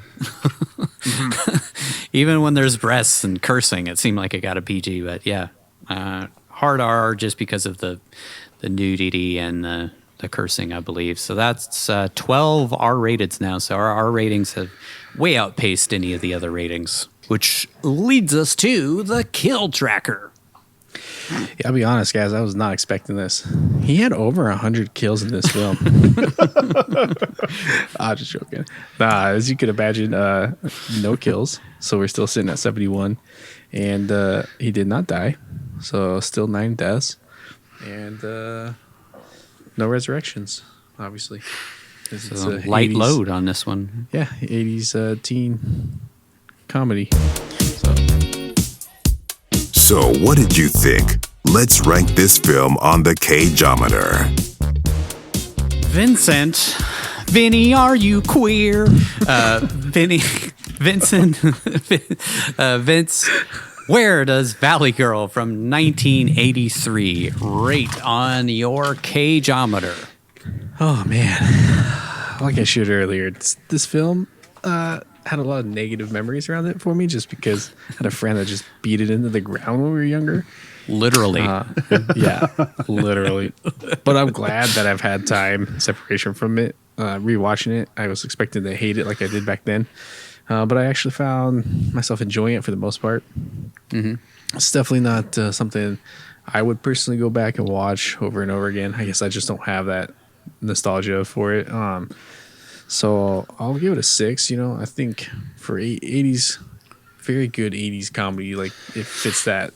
But I couldn't help compare it to some other movies like it from that time, mainly Fast Time and Richmond High, and I just feel like it's the poor man's version of it. Not trying to say that in a bad way, because I think, like we talked about, they did a great job with the budget, getting what they got out of it. But it just didn't. Some of the things didn't hit for me, like the goofy parents and the B line of the B story of the stepmom skip thing. Like they just didn't really. They didn't need to be there. Didn't add anything. Just felt shoehorned in. So I think if those had been a little more developed, then I would have be giving it a little bit of a higher score on there. As far as Nick, I'll give him a 6 too. You know, this early in his career, I thought he did a good job of kind of playing that heartthrob, but you could definitely tell it was a little flat at times. Just that experience wasn't there for him. But I mean, honestly, that was throughout the entire film. Like, all the actors in this film were not very good, just very young in their careers, just very flat. He was not the worst, obviously. The fucking mom was the worst. At some points, it's like they not give her any direction on like emotion. Like she's just like it felt like she's just reading cards off to the side. Like somebody's holding up a fucking cue card and she's just reading the lines. Just act like a human, can you? Jesus. So I should rub him like this and this? Rub him, shake him back and forth. Like this? Yeah, I'll give him 6 out of 10. I think like early on in his career, he did a pretty good job overall, but the performance is a little flat. Can't really fault him. It's early on, so I don't want to beat him up for it. So 6 for both from me. All right, Nigel, where do you rate Valley Girl on your Cageometer? For the movie itself, I gave it a 6 as well. I really didn't like it when it started. I was just like thinking, like, oh my god, I got to sit through these vapid girls speaking almost indecipherable gibberish. But I guess that was the point of the movie, was to kind of make them unlikable and show that Julie doesn't really fit in with them because their life just is so pointless. Yeah. But yeah, it really grew on me as I was watching it, and I think that there are better 80s comedies and better teen comedies and romance movies and stuff out there. So I think it's not terrible, but it's there are other movies that have done it better since then. And I personally hadn't heard about this movie until we started this show. So I think it's just one of those that's got that cult staying power, but hasn't had that,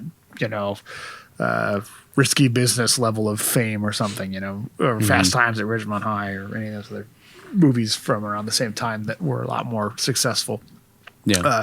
Which is wild because it was successful for the time. I mean, definitely was a success from a studio standpoint. But I don't think Nick's career would have taken off the way it did if this hadn't been as much of a success. I think. I mean, maybe his uncle would have kept putting him in stuff, and it would eventually had that breakout. But as far as the first starring role, and I think it was a great breakout performance for him.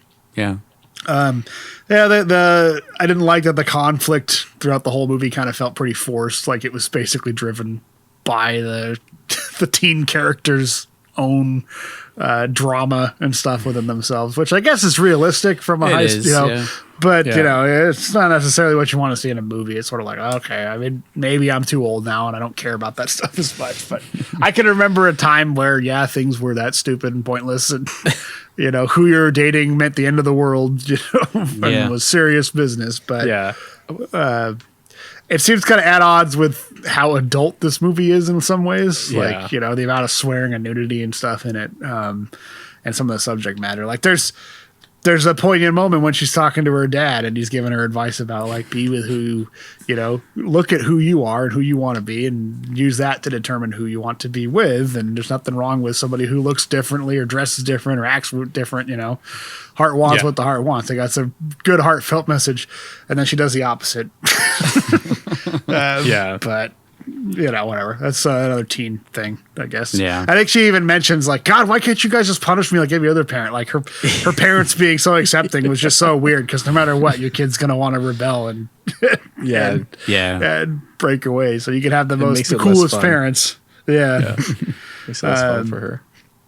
Right. So so it's not a bad movie. It's not a great movie. So 6 out of 10 for me. As far as Nick Cage himself, I actually liked his performance a lot, especially considering he was 18 years old at the time and this was his first, breakout role. So I gave him a 7 out of 10, slightly higher than the movie deserved. I think he's definitely a standout. Unlike other movies we've seen where he just, he kind of is part of the movie, I guess. This one, I felt like he was a little bit better than the source material. Gave memorable performance. has those cagiest moments. You can see these little flashes of what's going to come in the years and decades down the road for it. So even from the get-go, he sort of had that presence and that charm, and then he grew into it more as he did more movies. But I liked him in this. I liked him in this more than I liked him in Moonstruck. Yeah. So really? I can't remember what I gave him more for that to movie, do in this movie. Yeah. He had more to do in this movie. That's right. Yeah. That's true. It just for two movies that have a love story of kind of similar tone to it, it feels like he did a better job in this of selling that guy from the wrong side of the tracks.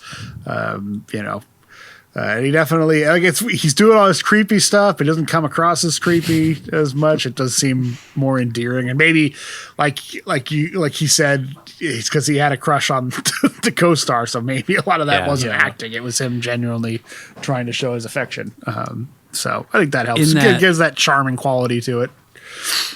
In that scene where they're breaking up, they were actually really dating in real life, and the director had to like put yourself in a different person's shoes and don't look at her the way that you're actually feeling towards her, and same with her. Like they were like super into each other at the time. I guess it didn't last, but Nick Cage's poems apparently worked, and they actually were dating in real life for a while.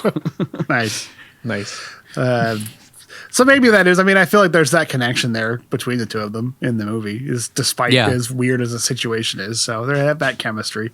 And it's like in Moonstruck, where we spoke about how the love stories felt really forced, and they didn't actually seem to have the chemistry. It's the opposite in this movie. They actually do seem to have the chemistry. Mm-hmm. Yeah. So, pretty good performance for him, especially from a breakout role like that.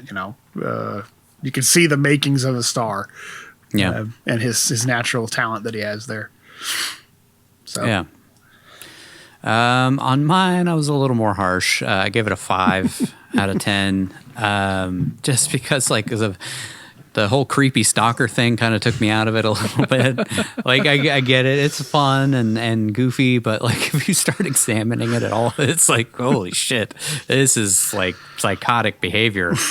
Like, take no for an answer, dude. Walk away.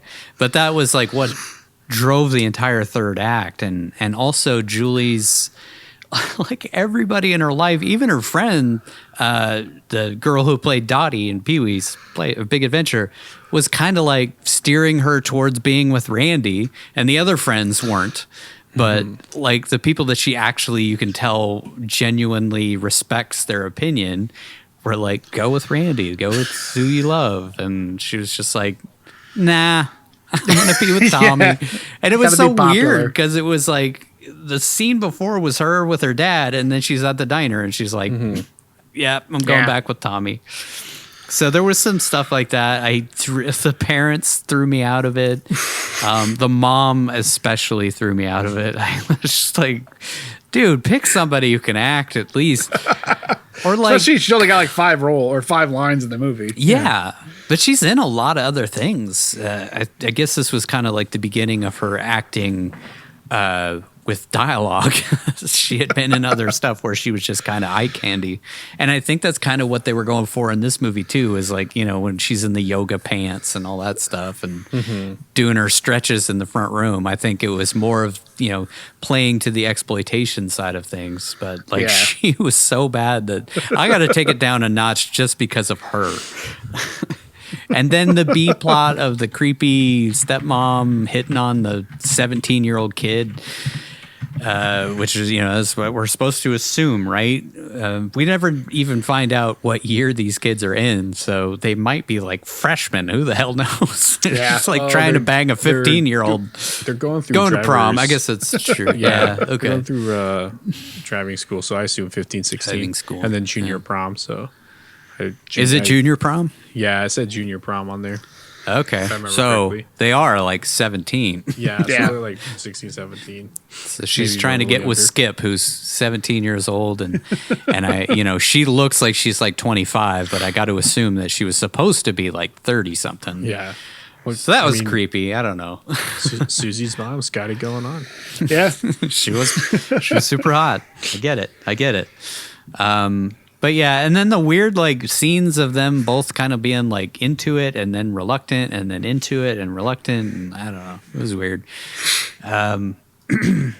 Yeah, and I know this is not the fault of the director, but just having the abundance of titties in this movie just felt so unnecessary for the story you were trying to tell. But I get it. I get what she had to work within the system that she was given for this movie. There were like only 2 times where it felt like, okay, this fits, like with Dottie and Tommy, and then in the bathroom when Nick's banging his ex. Like those 2 scenes, I'm like, okay, I get it. Everything else, like he's creeping in the bathroom and there's tits.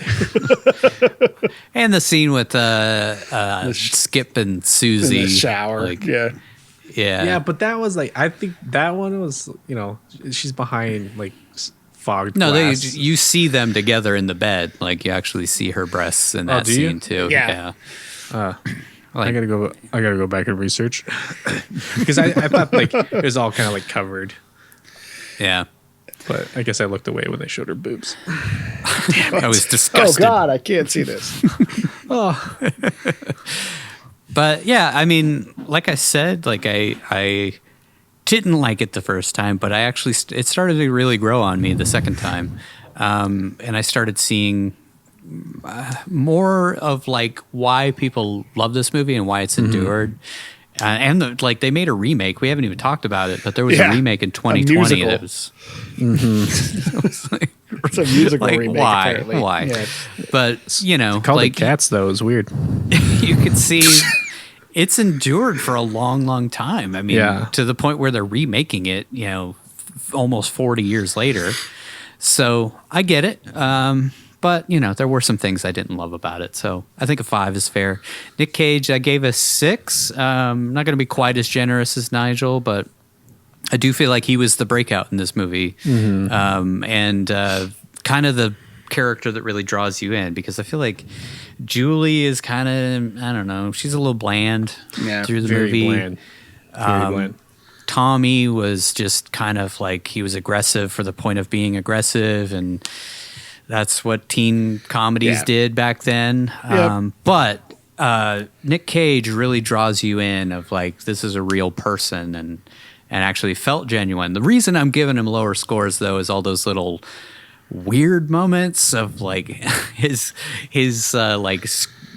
like weird laugh and like his interactions with the characters on the road. Like maybe it could have been made better if there was like a second side to the conversation, but like, it just felt like him improving and doing weird shit and didn't really maybe he didn't have direction of what to, who knows what to that be whole saying. scene was weird because there's one part where somebody does speak back to him when he's like, oh hey, whatever, I thought you were going with the mohawk. Yeah, when he goes shit, that's that one where he's like, nice wheels, man, or whatever. But then we don't hear the Rico conversation. Which was weird. Yeah, that is weird. Yeah. And that whole scene was weird of like, why, first of all, why are there so many people walking together in a group like that? Second, why do they all seem like they don't have anything going on in their heads? They're just kind of like blank humans, like zombies walking down the street. And then why do they all break dance at his car at the same time? Like, I think it's just social commentary on Hollywood back in the 80s, dude. The scary part of Hollywood. Really real strange. Hollywood. Really, really strange. But I do feel like Nick Cage did a great job, especially for his first time out. You can see why his career continued after this. This could have been a one-off type of thing. Like I said, Martha Coolidge really, she was given lemons and made lemonade with this movie. Made a movie that people still love. I mean, people are still referencing this movie. And Kevin Smith, Quentin Tarantino saying that it's their favorite romantic comedy of all time is a pretty high praise. But Kevin Smith even said that he brought the DVD or the VHS to the hospital while his wife was giving birth so that they could watch it, together before she had the baby and stuff. That's like, if you're going to choose like, okay, we're going to be in the hospital for a while, let's grab a movie. And he chose Valley Girl to bring. That's too funny. It's funny. Like his love for Nick, man. I'm surprised that he hasn't tried to work with him. Because he genuinely I think he has probably has, tried. yeah. Yeah. Oh, yeah. And I think, based on the movies that Kevin Smith does and the actor that Nicolas Cage is, I just don't think that they would gel well together. Dude, it would have been awesome if he had been in Tusk. Instead of Justin Lin. Or is that his name? Justin Long. Justin Long. Justin Lin is a basketball player. Just seeing Nicolas Cage as the walrus would have been interesting. Yeah, but 6 out of 10, I think I think it's fair. It's not amazing. Yeah, it's not bad. It's definitely not a bad one. But there were some moments that took me out. It's early in his career. Yeah, 18 years old. I mean, yeah, not bad. That's not pretty bad impressive. Yeah.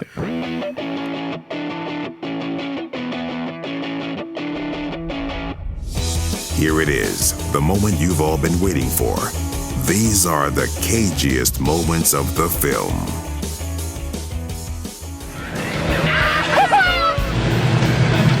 No way, Bob! Pistachio paste, isn't it? Oh. Come on for a dig in. I think I'll just get something to drink. Here. I think you're gonna lose your nose. Look out. Fine looking bastard. Hey, Rico! What? Hey! You didn't? No way, man! You didn't do that! I'll talk to you later! I'm supposed to develop into my own person, you know?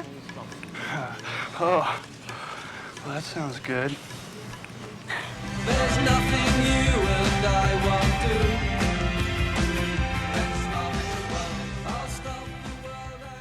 I know what this is. It's your fucking friends, right? Shit, Julie. I mean, what is this? It's between you and me, not between the rest of the fucking world. So fuck off. Fuck you! Now, fuck off for sure! Like, totally!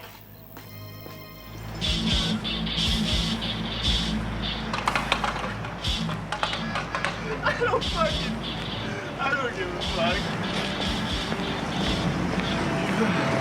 Yeah, I fucking care, man. And bam! It appears as though you forgot our french fries and our Coke. Fish head. Oh, well, peanut butter, big and pepper, I guess I did. Oh, I'm sorry. This guy's nuts. What a geek!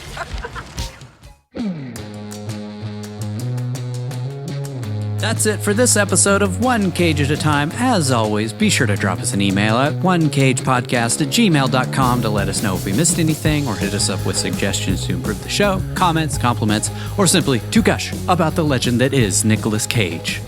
In our next episode, we'll be breaking down one of my top 5 favorite Nicolas Cage films of all time, Lord of War. In this 2005 crime drama, we see the rise and fall of Nick's character, Yuri. From his days selling guns to his local neighborhood mobsters to eventually becoming an infamous international arms dealer who grapples with living a life of excess and the immorality of what he does for a living. I just rewatched it and it's just as good as I remember. I hadn't seen it in a long time, which is kind of weird because it is one of my favorites, but I don't think I'd seen it in 15 years. So I was about to say I have not seen it since 2007. Yeah, but I love this fucking film. Always been one of my favorite Nick Cage movies, and it holds up. And I think it's a great, important message, especially nowadays. I mean, it's literally starts in the Ukraine with the fall of the Soviet Union, and it's poignant still, very poignant still, I believe. Anyways, make sure to check it out wherever fine films are sold or on your streaming service of choice. Until then, we'll say goodbye the way we do each and every episode with our Nicolas Cage quote of the film.